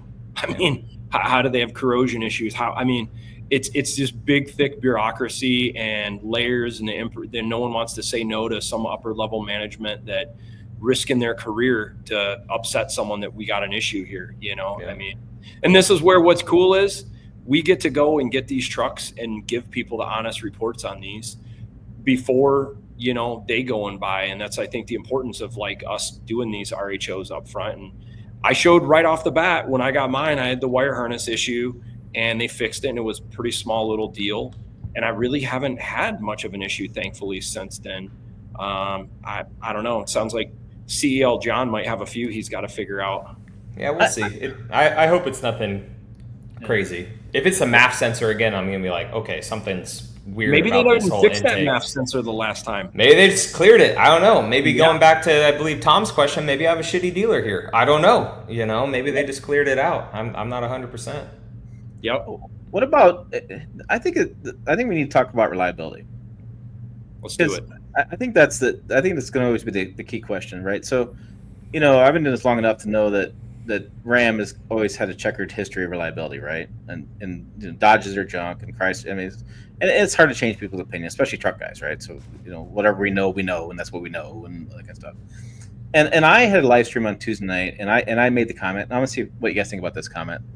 And I said, you know, to me, reliability is a question about your perception of reliability, right? People tend to have rose-colored glasses when they look at the past, right? So I have lots of mechanic friends, and I talk to them all the time. I go talk to 10 of my mechanic friends, and they'll say, you know, the 1980s were the best trucks because we could pop the hood and sit in the hood and work on the things, right? And the next guy goes, 1980s, you kidding me? They made it 80,000 miles. We're taking the heads off and we're fixing those, repairing them, right? And next guy goes, hey, 2000 is the best truck. You know, you could work on those things like crazy. Doesn't ain't turbos or anything. And the guy goes, you kidding me? You know, and they made 150,000 miles, and man, we have to, take the engine out, right? And the guys now are saying, these new trucks are really good. We're getting 200,000, 300,000 miles in these new trucks, and they're doing really well. And other guys are going, new trucks are junk. Look at all these recalls. All these recalls are happening all the time. I had lunch with this kid the other day about these recalls. And he goes, what's the qualities? All these qualities issues. So I took out the NHTSA.gov. I get an email every Monday with recalls. He looks over these recalls and he goes, these recalls are nothing. These recalls are backup cameras. They're the wrong sticker on the door jamb. And there's a recall today about a fuel pump issue with Ford. Well, it turns out it was the tier 3 supplier in Mexico couldn't figure out how to build the jet in the fuel pump to the complexity level that Ford wanted it to be. So they just built it how they could and sent it up the chain. And Ford had no idea. I'm like, was that a Ford quality issue or was that a supplier quality issue? And I said, if you look at NHTSA over the years, recalls, it's been the same. Last 30 years, recall numbers have been the same. To me, it's perception now. The perception now is you go on YouTube, you go on forums, you go on Facebook, you go on Twitter, or X, what do we call this, whatever it's going to be, and you see recalls all over the place, right? Because now we have social media. Google loves recalls. Yeah. Because it's make, model, year. They love pushing that stuff out there. So I don't see that recalls are a quality issue. They've gone up. You just hear more about them. And I think your perception is that quality's gone down because you see more about them. I think quality's gone better because now the vehicle, to me, has gotten better. Engines last longer than when I was a kid. But it's all your perception of quality. It's how you see it. And that's why we see these comments. And then the comments become the mob. The mob says new vehicles are junk. You start hearing new vehicles are junk. You're seeing the comments. And then the mob mentality takes over. Yeah, the internet is definitely an echo chamber right now. I mean, like you said, if you go back in NHTSA and you look at the Tundra when it first came out, that had issues. The refresh in 2014, there was a plethora of recalls on that Tundra. And even on 2021, the very last year of a truck that had been in service for 15 years had a recall on it too. And it's just, the internet's just an echo chamber now. I mean, this current recall with Toyota with the Tundra, it's a big one. And I definitely see it expanding and stuff too into other models. But like, it's just it's an echo chamber. And honestly, Tim and I don't know about you guys, but like we eat it up because it's good content, and it's just more information that has to go out there.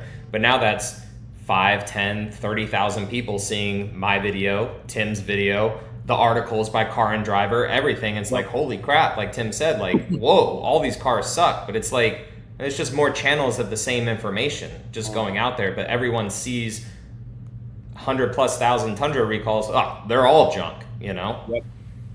One of the best videos I've gotten in the last few months is multiple videos talking about the GM engine recall. It just continues to just keep going up and up and up. And I mean, it is definitely right now, everybody really thrives on that. Sadly, the negative energy of like, if there's an issue, you really sadly see that's what's really grown a lot of channels, let alone just content. You see a lot of people focused on that. I mean, look at us four. I mean, I think generally, well, we'll see where John's at. I'm going to be hopeful here, but like, I've worked my truck pretty good. I mean, I've got 7,000 miles towing and 6 days off-roading, and I've been pretty impressed with it so far. I haven't seen the issues that I've seen online, but yeah, I mean, it hasn't left me stranded. It's just a freaking light, and the video is gonna be like second light in under 2,000 miles. But whatever, and if it gets fixed, it gets fixed. But I mean, my wife, she just went to the grocery store and she took the Ram. And I was waiting for a call for her to be like, come get me. But like, she just got back home, so she don't care. Yeah. It's just, I don't know. It's whatever. Yeah, like, habla no inglés. Yeah. Hola. Barry, I covered this in the last video, and I just want to say it. I mean, as a mechanic, I grew up in the oil field and working on stuff, and how many components go into these vehicles? How many people are building the components? How many assembly line workers are putting their hands on this truck? And if you truly ever stand at the output of one of these plants, and I've stood at the Ford, the GM, and the Schaap plant, and I've watched them start vehicle after vehicle and just drive it right off the line. And knowing that, every 4 or 5 minutes they start a truck up and they literally just drive it off the line, and they take it to the parking lot. And dealers, their PDI is really like, it's got fuel in it. They might check the oil in it, right? But that vehicle goes straight to a customer's hands and does 40, 50,000 miles without an issue, and how many of them they build. And that's what I'll say about the RHO is, I feel like they didn't really market the RHO or the Hurricane, is like they did the TRX or anything else. It was just kind of this truck that came out, right? And I mean, this thing's got 4 pistons in it. They did all kinds of work and design on it, and they built this awesome truck, and it was just never marketed. And it might have just been because Ram was changing management hands or whatever was going on. Totally management, yeah. But they built a really awesome product, and y'all know for any rollout. I mean, when Ford rolls out a new diesel, right? They have problems, right? The amount of problems that I think that we've seen in these Hurricanes is very small for rolling out a brand new powertrain. Completely new, never tested. I think that they've done a really good job. I just wanted to say that. And you're going to have little problems here and there. Yeah, sure. But you do with every brand for sure. Yeah. Well, in my understanding is most of the issues that people are seeing that are plagued on these 25 Rams are not related to the Hurricane engine. It's tied to the new electrical architecture, where there's been some ground wires that have created a misfire. Then that misfire creates an issue that takes out the catalytic converters. And then that's been a big issue tied to the wiring harness. And my understanding is that's been pretty squared away. And then I can say the biggest thing that's frustrated me on this truck is just Uconnect issues, Apple CarPlay connectivity. That'd probably be the thing that just annoys me. Coming from Toyota, I'm not going to lie, that the software sucks. Like it's not good at all. But Tim had issues with his Toyota software that I never had in any of my products at all. So again, it's user preference. But like today, when I sent you guys that video with the check engine light, and I told you, I mean, the user software trying to go from my wife's to mine and then load up CarPlay, and it was like in this freaking loop, and I'm like, I need directions real quick because I'm going somewhere I haven't gone before, and it's just like in this continual loop. I'm like, what the heck is going on? Yep. Yeah, Barry and I did that. We were side by side with our trucks, and you hopped in mine, checked out my CarPlay. My CarPlay was fine. Yeah, and it's weird. And it's funny, Tim, that's why, remember when we originally talked about this, I said, I don't really want to even talk about the whole CarPlay topic, because this could be a situation where it's just my truck and then others. And we literally looked at Tim's, and we did the exact same thing with my truck and versus his. And mine was slower and more laggy. And then Tim's was like working perfectly. So well, they made sure Tim's truck was perfect. Tim got the YouTube special. Yep. Yeah, exactly. I'm 11,000 miles. Actually, it's been really good. Besides my rack and pinion, everything else. I mean, I love the truck. So no, yeah, it's good. I just think that, and I just think to myself, like, and I guess I go back in time where 100,000 miles in the truck and vehicles were toast, and even sometimes cars were like 60,000 miles and vehicles were toast, and I think of this Hurricane engine, I'm thinking, I should be able to get 200,000, 300,000. Not that I would keep that long, because whatever's coming down the chain, but I think that other people should be able to get that much mileage out of this truck without that many problems. Now, I don't think that the engines are going to have that many problems long term on overall scale. Looking at all the vehicles, I always get in trouble when I say this, but if you look at all the vehicles on the road by percentage, I think engines overall are going to have pretty good percentage odds these days. I think it's going to be electronics. I think it's going to be the wiring harnesses, it's going to be turbos, things they bolt to the engine could be the problem. Yeah. And there's going to be, it's always funny because people are always like, well, V8's going to do great and they're going to be more reliable. Well, 6.2 GM recall anybody? Yeah. I mean, it's like, the people there's always a lot of turbo fear out there. Yep. And you look at stuff, well, hey, Toyota Tundra, 3.4 liter recall. Was that a turbo issue, John? I don't believe that was a turbo issue. No, I think that was the only turbo issuing was in the very beginning, and that was a manufacturer thing. Yeah. And so remind me again, what manufacturer has recalled their engine because of a turbo failure? Yeah, good. Oh, Maybe, I was trying to think, maybe like not a recall. I don't know about a recall. yeah, I but can't recall. No, you can't recall the recall. I do remember the 11 to 14 Power Stroke had a little bit of a turbo issue, but it was never a recall. It was just more like they saw some issues here and there, but I've never, not. Yeah, No, it's always funny because people are like, "Well, turbos never last," and I'm always thinking to myself, like, I've never in my going on 15 years have seen a recall on an engine because of the turbo itself. I've seen recalls on engines because of out of spec parts, which is a supplier issue, right? So GM built 6.2 liter V8 for decades, and they'll build it for decades later, right? They've built V8s for years. They just had a period of time where they had a bad supplier issue. Okay, all right, that happens. If you're a manufacturer and you build engines for 100 years, at some point in your life, you're going to have a recall. It's going to happen. Just the odds are not in your favor. It's just what's going to be. So I don't know. I think of that stuff all the time. Like, I don't think that new vehicles are junk personally. I think that the engineering's gotten a lot better. I talked to one engineer, and I've talked to other engineers, and talked to other JD Power and Consumer Reports and people. Used to be you look for problems out of 100. Now you look at problems out of 1,000. Like the Ford issue today with the fuel pump, they anticipate they will find 8.9 vehicles out of 1,000 will have a faulty fuel pump in the span of 10 years or 150,000 miles. That seems pretty low. I mean, when you think about it like that. I did a recall mode. When that fails, it's probably catastrophic expensive.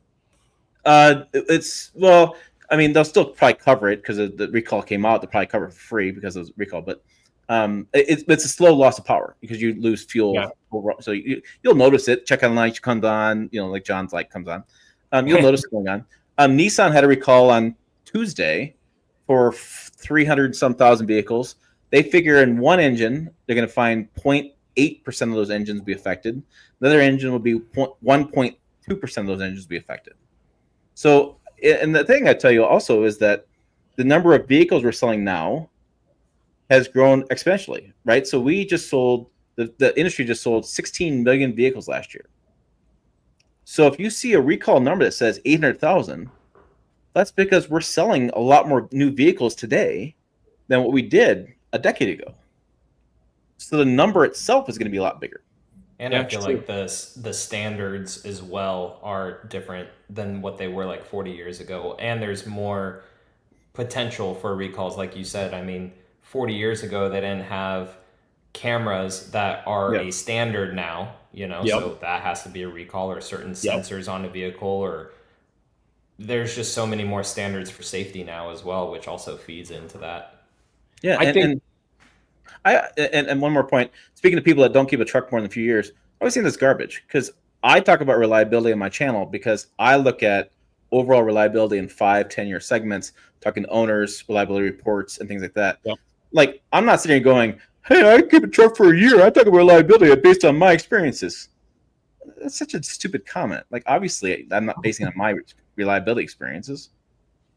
Yeah, it's a bigger, broader picture for sure, because you can't own every single vehicle, Right.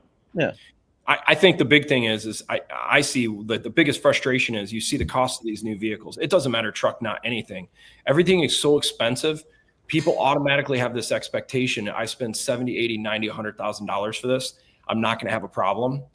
And man, it's just not the case. Sadly, it's really not.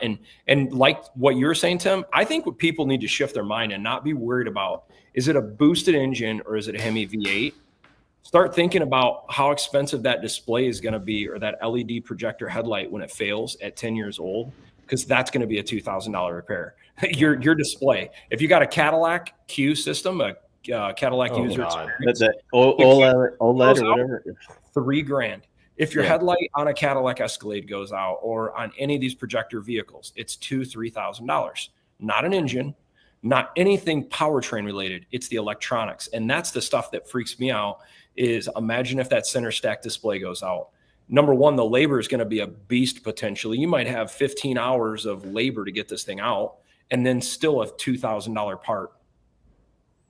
Yeah, there's a new thought comments in the channels I've been seeing lately about the poor used car buyer. That poor used car buyer is not going to be screwed over by these the used car market, the second, third buyer, and all the expensive repairs they have to do. I understand that dialogue. I get that dialogue. I understand the dialogue. But I also don't think the automaker is thinking about that guy when he's designing their vehicle. I will push back though. I did look the research up, and the Ram Tradesman is actually cheaper now today than it was 5 years ago. Yeah. That's a good point, Tim. And I actually, in the last video, I think, Rocky, we were talking about this. If you go over on Mark Dodge's website, here's a plug for these guys. They had a 2025 Ram 1500 Tradesman quad cab for like $32,000 with a Pentastar. I'm like, dude, when people are talking about an affordable truck, it's already out here. And the thing's got LED headlights, and it's still got a decent backup camera, and it's still got cruise control. And I'm like, so people saying they don't have affordable truck, that's a pretty decent truck for $30,000. I think it's because people they see the TRD Pros, they see the RHOs, they see the Raptor, and it's just so frustrating because when those big ticket prices come out, for some reason they're like, oh, this new truck's $60,000. I remember when the Tacoma was $40,000 or $30,000. Well, guess what? Still starts at 30, and I try not to be a dick. I work hard for what I want, right? But if you want that truck, then work for that truck, and sorry if I piss people off, but that's what it is. If the budget ain't there, plenty of used cars out there, but like to what you said, you have to search the whole model, Yep. There's still Tundras that are $40,000, and that's crazy. A $32,000 Ram, that's actually pretty cool. But like you have to search for it. You can't just look at your local dealerships either if you really want a new truck too. Yeah, and the tradesmen are actually some of those that I've rented when I went out of town. You rent a truck and you get a tradesman. They're actually pretty nice. I mean, yeah, like the seats are really comfortable. Compared to, I hate to say this, like an XL F-150, right? Yeah. That's all vinyl and matte. Yeah. That the tradesman feels like a real upgrade. So, I mean, I think they do have one of the best budget trucks as far as comfort. The tradesman is actually a really decent truck. Somebody said it once on, I think, a TikTok video I did, and I think it really makes sense. It used to be that you take $55,000, walk into a dealership lot, and this is back in 2018, 17 era, and you could buy the nicest truck in the lot. And now $55,000 gets you basically mid-tier or lower. Yeah. And that's the frustration. I think the frustration really is that the trucks, we've seen this now, the luxury trucks come up, the sport trucks have come out, and the people's wages haven't kept up for them to buy those trucks they really want. And so the frustration is not about how expensive trucks have gotten, it's that the trucks they want have gotten expensive. The wages haven't caught up, and they can't walk in $55,000. This is interesting. You can't right now, and I haven't been able to, I think I've verified this, you can't walk into a dealership lot for $55,000 and walk off with a crew cab truck with leather seats. Mm-hmm. Believe it. Yeah, I remember when my 21 TRX, y'all, I think it was 70, it was less than the RHO. Yeah. And look at a last call TRX, the stickers for what was it, 119, 120? Yeah, and easy. And they were getting that all day long. Yeah, and you look at a 21 used with 50 or 60,000 miles today, and that truck is still worth 65, 70. Yeah. And you're going, that's what you paid for it in 21. So that, like you said in the Toyota thing, that wasn't a bad buy if you kept it from 21 till now, right? I just wanted to prove this. Someone said, like, you can't get one. Look at this. Right now, available. Anybody can get these things. Tradesman, $34,260. I mean, they got a bunch of them. You want a bighorn? MSRP 59. It's 44. I mean, that's pretty good size discount. I don't think you're presenting. Oh, it's not presenting? No. Oh, okay. There we go. Sorry. Here we go. Sorry. I'm sorry. Yeah, there we go. So here we go. I don't know if you guys can see now, but tradesmen, there's a bunch of them here. $34,600, $34,270. Anybody can get these prices too. It's not like you it's just, this is off their, and then here's like, want more loaded? Lone Star Bighorn, 59,000 MSRP, $44,000. I mean, it's pretty wild. I mean, it is. Here's a legit price truck for 34 grand. I was talking to some dealers about Mark Dodge, and I guess the theory that they came up with was that they were just selling these things at cost. That the only way they can figure out Mark Dodge is doing this is they're trying to sell volume, and hopefully you're going to buy some accessories right there. You're going to make the money in R&D, not R&D, but the F&I. That hopefully you're going to get suckered in with this entry level truck and try to buy something else while you're in there. That's the best. That's how they're doing it. I know this might seem kind of brash, but I just want to say, well, welcome to the real world. That's how sales work. You work on volume, and instead of trying to be greedy per transaction, try to go in and offer as much value to each customer. And then if they want that extra warranty, they want the floor mats, they want the extra $2,000. This is where I think this is the future of dealership experience, is this no BS experience. You get a great price. And then, I don't know about you guys, but when I get a better deal on a vehicle, I'm then more likely to buy an accessory from those dealers because I got a little extra money left over. Yeah. Maybe or buy refer anyone that that is interested in it to that exact dealership versus another one, for sure. Exactly. Yeah. My only issue was it cost me $1,000 to get down there. Yes. You didn't use points? I did points. No, I saved them for the family trips that we take for. Oh man, I have to use the points for that. I don't know if that damn flight was. Dude, I don't know if my American Airlines app is messed up or because I booked it so last minute, but it was only like 30,000 points, which equates to like $30 almost for a one-way. I was like, is this right? And my wife, she's like, you better book it right now before it refreshes or something. Well, because they live, they're in a little small town. I mean, it's a small town airport, and it's like, it's fine, but it's like, trying to get there was a bitch. Wait, did you fly into Lake Charles, or did you fly into like Houston or New Orleans? I had to fly to Houston and then into Lake Charles. Yeah, Houston, Lake Charles. Yeah, I would do that next time because I flew into Houston and then they picked me up, which is like a 3-hour drive. In Houston, flights, man, were expensive. It was like $400 or $500 for a one-way flight from Detroit direct. It was either Houston I flew into or Dallas. I can't remember. But yeah, it was one of those connectors to Lake Charles. Houston, yeah. I don't know that too many people have an experience of buying there, but it's just, it's a dock fee, and that's it. It was by far the easiest simple ever. 5-10 minute purchase with a small dock fee, and then anything else you want you can add to that. But they're not. It's the easiest. Yep. Somebody asked me. They said, "Is there a Chevy dealership like them? Yes. Is there a Ford dealership like them?" And I'm like, I want the names because if I would pimp other brands all day long because I buy other brands all the time. But yeah. So in 2018, we went to a GMC dealership down in St. Louis called GMC Laura or something like that. Most monstrosity of dealership I've ever seen for vehicles on a lot. Huge. Now, I don't know what they're like now, but 6 years ago, when we got this Canyon, I think it was a Canyon. That's the GMC version of the Colorado. Yeah. Their pricing was like the straight pricing, like Mark Dodge. We didn't need employee price. You didn't need any of this stuff. And their prices were like $5,000-$6,000 better than dealerships by me. And I didn't have to get like supplier discounts. I don't know if that GMC Buick dealership still does that. Ford, I'm still looking. There are some pretty decent dealers like Varsity Ford. I know in Michigan, these guys do pretty good on Raptor stuff. They're pretty fair, but I don't know specifically on that brand. Toyota, this is arguably Toyota is the most painful experience for me. It's like, it's so arrogant. I can't handle it.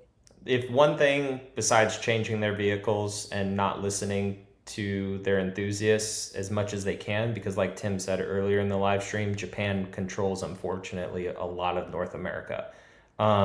It's going to be the dealerships. I mean, there's no reason you should have $10,000 over MSRP on a 4Runner or a TRD Pro. It is not unreal. It's not that special. I mean, cool. It's a cool car. Don't get me wrong, but like it's not that special. Not just to beat Toyota up on that too, but it's like today looking at, I'm a Ford guy. I've always been a Ford. Probably Ford's my number one, right? This Raptor R thing and the Super Duty thing from 2 years ago, it just burned me. I mean, I just totally get it.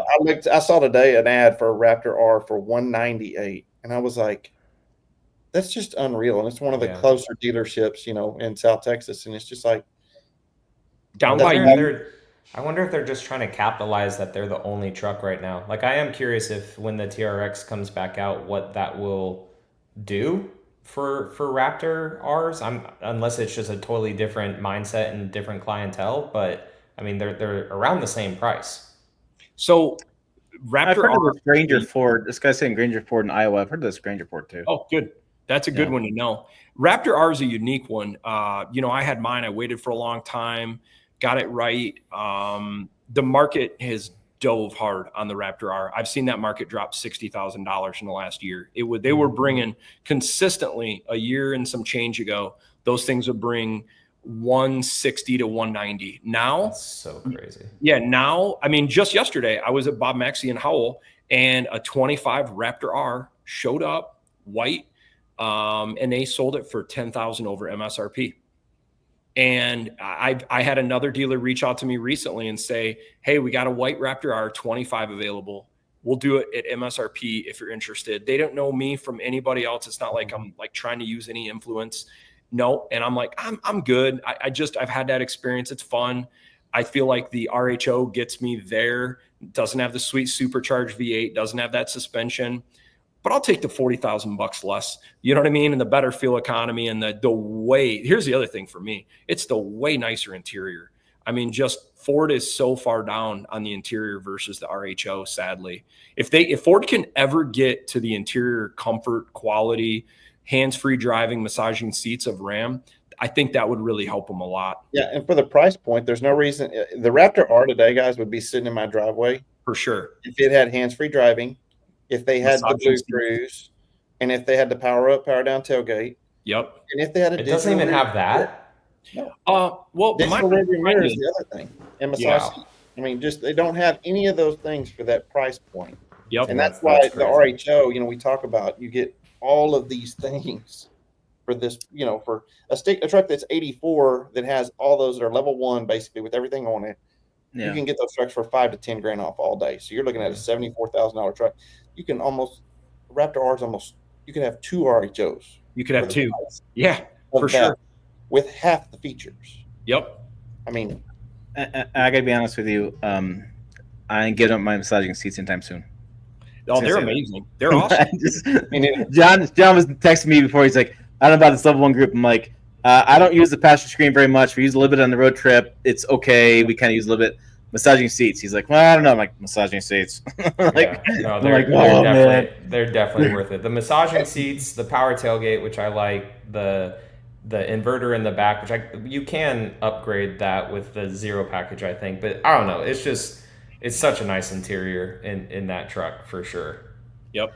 The thing we're not talking about, and this is kind of rumored, is Chevy's talking about really doing something with ZR2. mm-hmm. They're talking about really taking that ZR2 and actually really going after it. There's speculation about supercharging it by really getting after the Raptor R stuff. There's I know the next generation Silverados next year. The next generation of the V8s are already getting into production as far as the plant. Cool. They're doing some. It'd be interesting. It's like we've spent a lot of time talking about Ram RHO, Ram TRX, Raptor R, Raptors. It's GM is like, imagine all the money they're losing. I saw a render of one, and it was not a joke, but like they said, well, it's the Chevy Meteor, right? Like, because the Meteor killed all the dinosaurs, the TRX, the Raptor, and all that stuff. Yeah. I saw that on Facebook. I was like, that would be pretty cool if they just named it that, to be like the top dog. If they my thing is like, if you're going to enter into that game, don't just put Multimatic shocks on it. Make it long travel suspension and do it right. Like, do it real, like hardcore, or go the other route. Maybe they just want to do like a sport truck that's like standard suspension travel, like lowered down a little bit, maybe better handling on the road. But I want an off-road truck. I don't want a standard travel suspension with Multimatic shocks. I want 35 supercharged V8 maybe. Or maybe it's these new small block engines that's coming out. They're going to be awesome. I have a feeling, though, from the sneak pictures I've seen of that, when I looked at, I scoured those photos on the new ZR2. And I'm like, all right, you could see it's got 35s. You could see the Multimatic shocks. But the body panels look standard width. which then tells me it's probably not an extended travel suspension truck. So, and if we think about it like this, we come back to value in RHO. If you look at the pricing of a new Silverado 1500 ZR2, and you compare that to an RHO that's insanely expensive, it's more money. It's probably 10 grand to 20 grand more. And it's got, I think, a 6,000, or it's like the tow rating is insanely low. It's like 6,000 or 7,000 pound tow rating and like 800 pounds of payload. It's got like half the payload of a Ford Maverick. So a quick side story about that. I remember back in, what was it, 16 or something like that, when the ZR2 Colorado came out, and we were cheering them on at the LA Auto Show, and they brought it out as a they brought it out as a teaser model, whatever. Next year they launched it. Well, I got to know the engineers pretty well at that program. They launched it. Here's what happened. When GM shut down Hummer, they lost all the engineering that did the off-road trucks. And so they only had one guy left over from the Hummer program. So when they launched the Colorado ZR2, they take the engineering team, go out the Rubicon Trail, go out to Moab, and teach the team how to off-road. Wow. And teach the next generation engineering team.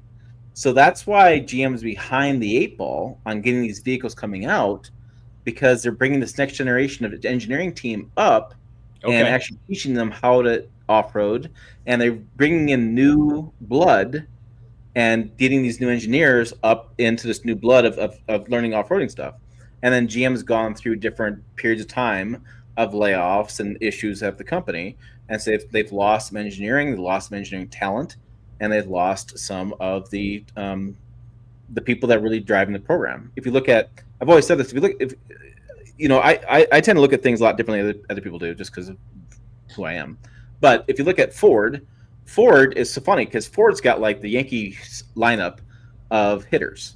They just take chief engineers from they've all been chief engineers of their programs. Just, oh, you want to do this truck this time? I did the truck last time. They got all these guys on the bench, right? Ram has the consistent same engineering team they've had for the last 15 years. That's why the trucks have been getting more reliable. They've been getting more better each year. There's not been many changes. They just keep better. The guy that was on the Hemi program was the chief engineer for the Hurricane. So they've had this lineage of engineering talent they've kept in-house. They've gotten better and better. Chevy team is all over the place. Well, the cool thing about General Motors is if these guys ever decide to do things, they can do amazing stuff, because I think the Corvette, when we talk about value, just going to say, look at the ZR1. The Corvette is this new mid-engine Corvette is incredible value.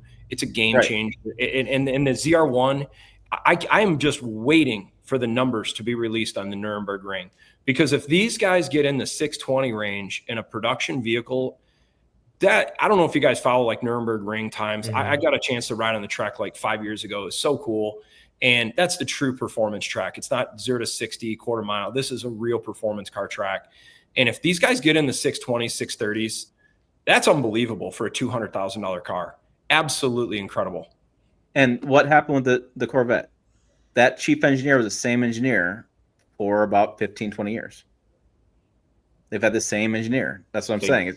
I see what you're saying. Yeah. Yep. He just retired. He just was the same deal. That's awesome. I was just going to get this. This guy's asked this question a few times. Great shows, guys. Thank you for your guys' thoughts on a Longhorn versus King Ranch. I'm waiting on a list for a GX 550 and told 6 months. I'm tempted to get a Ram Longhorn with the Hurricane over the Hemi. The Longhorn is awesome. I think as far as interior versus the King Ranch is my opinion. I'm a huge King Ranch fan. I love that supple, I call it like that Rawlings leather.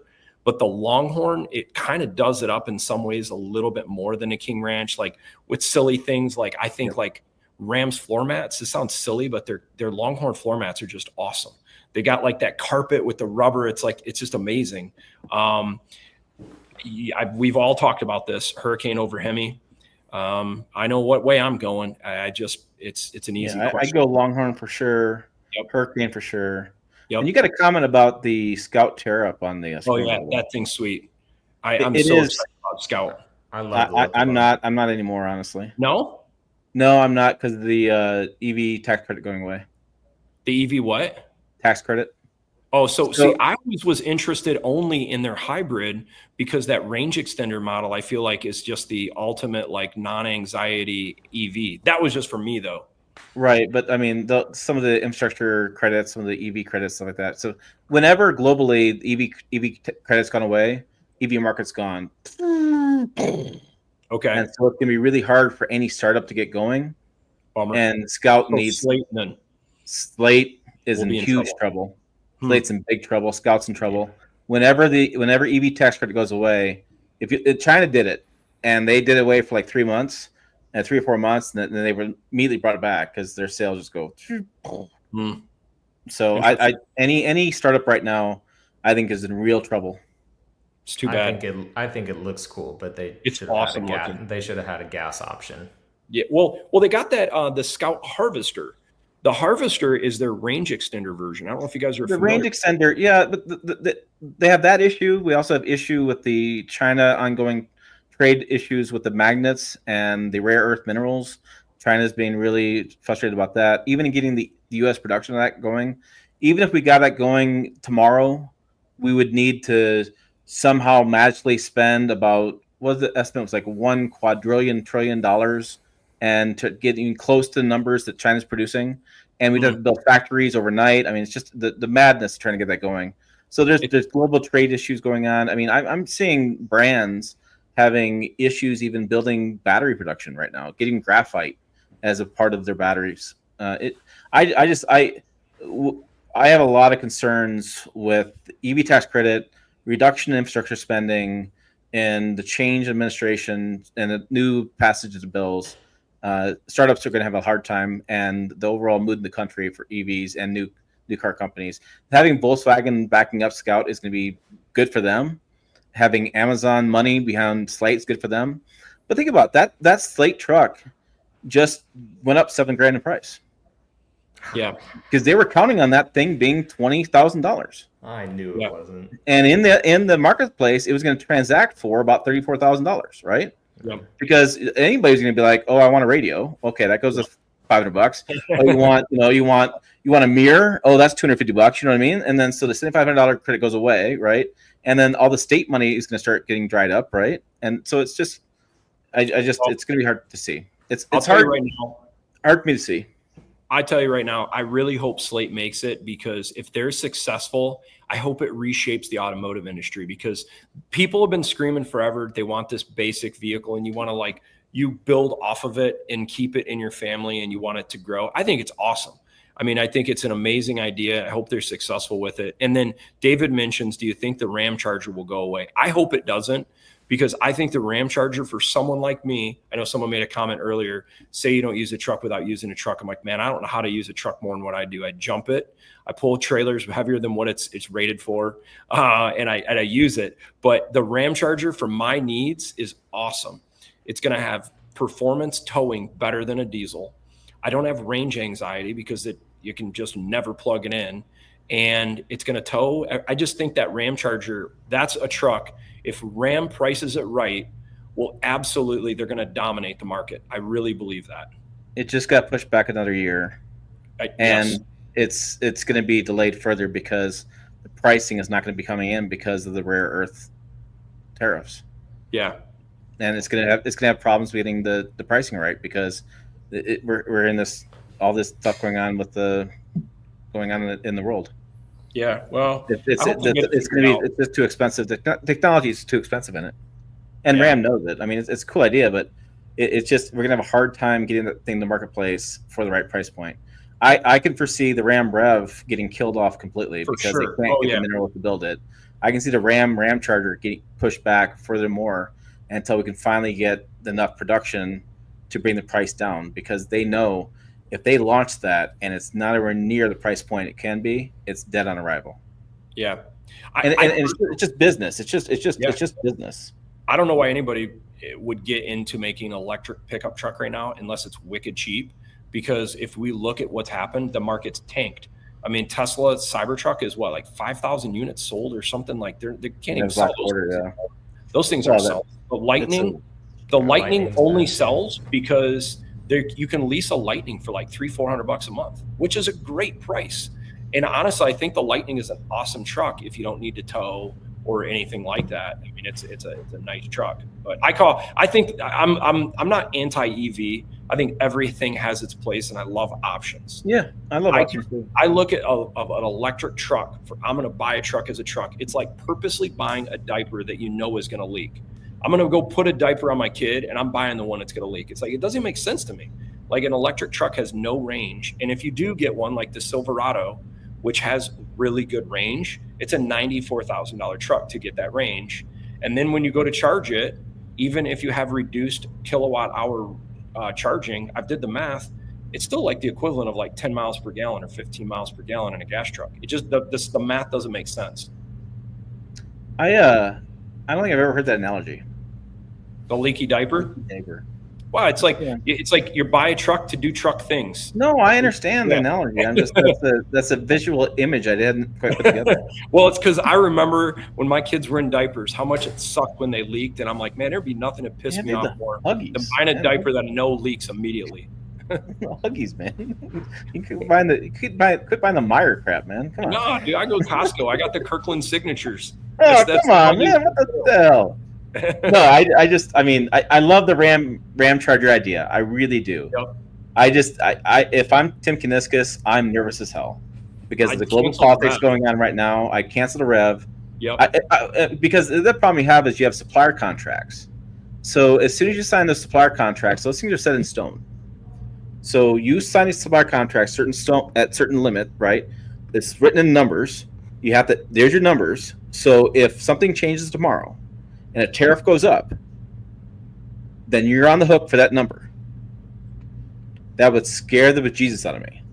So if you and I made a deal for $5, and then the next day the president said, "Hey, it's going to cost $10 now," but you and I have this agreement, that scares me. Right now, there is a fight going on. I have it on my. I have a notification going on. There's a lawsuit between two suppliers.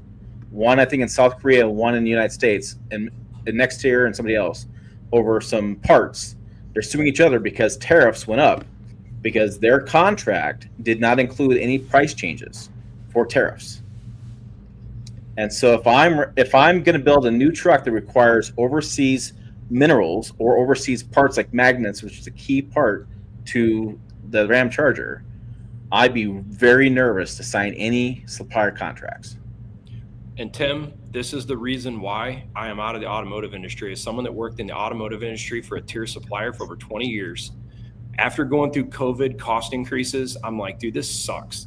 Yeah, you're going to have to go put 25% increase on a customer that has a fixed price that they can't raise their price to their customers. They have to eat that margin. And then they're like, all right, screw you. We're going to replace you with your competitor. And then now you're trying to win new business moving forward. I'm like, dude, the automotive industry right now, guys, I can't even imagine how much it sucked to be in the supply base because all the stuff that's going on would just make it really tough and challenging to win business because if the people don't understand in the automotive industry, if you're a supplier, dude, you don't make, but like most of these companies at the end of the year might make 5-10%. So even if they make 20% on a program, if something changes, a raw material goes up 20%, your margin's gone. Because Chrysler probably would say, sorry, bite your luck, we're not going to approve this price increase. That's why everybody talks about, like, should I buy this year or wait next year? I'm like, man, I'm not waiting anymore because I don't know what's going to happen tomorrow. Right. Like you want to wait another year for a new color? Are you kidding me? Like if I want to buy a truck today, I'm just going to buy a damn truck. I'm not going to wait for a new color, a new option, a new sticker. You want to wait for 26 RHO for a new sticker? Have at it, because that price may go up. Remember the Maverick was supposed to be $20,000? Now the Ford Maverick is what, $26,000? 26, 27, yep. And you were like, oh, I'm going to let them work out the bugs. Well, good job. You just spent $6,000 more. Let them work out the bugs. Yep. Oh, man, it's a tough time. I tell you, I feel bad for anybody trying to buy a vehicle right now because it's tough. You know, you want to go lease something, it's expensive. You want to go buy something, it's expensive. And then you have problems with it. And you get a check engine light. It's a really, really tough market right now to buy anything. And everything's expensive. I don't know. I would just tell people, just get the best deal you can. If you follow logic, like what Tim said, I think there's a lot of truth in it. Next year, the vehicles might be 5%, 10% more expensive. Who knows? Some supply shortage. I'm of the same belief right now. If I'm gonna buy right now, because I think it's probably going to be more expensive a year from now or two. Yeah, I agree. But man, it's been 2 hours, guys. This is awesome conversation. We're targeting an hour, maybe an hour and a half max. I didn't think it'd go this long. So thanks for everybody, sticking Sorry. Yeah. I want to say this real quick. Go test drive an RHO if you haven't driven one. You'll see what we're For talking sure. about, y'all. I'm an HD person. I bought Ford Limiteds. I've bought King Ranches. I bought, GM Denali Ultimates. Y'all, I only bought that truck for a 3-month period because I was going to do content while I was waiting on my HD order. And when my HD came in, I actually looked back at the RHO when I was trading it in, and I've never regretted getting rid of a truck.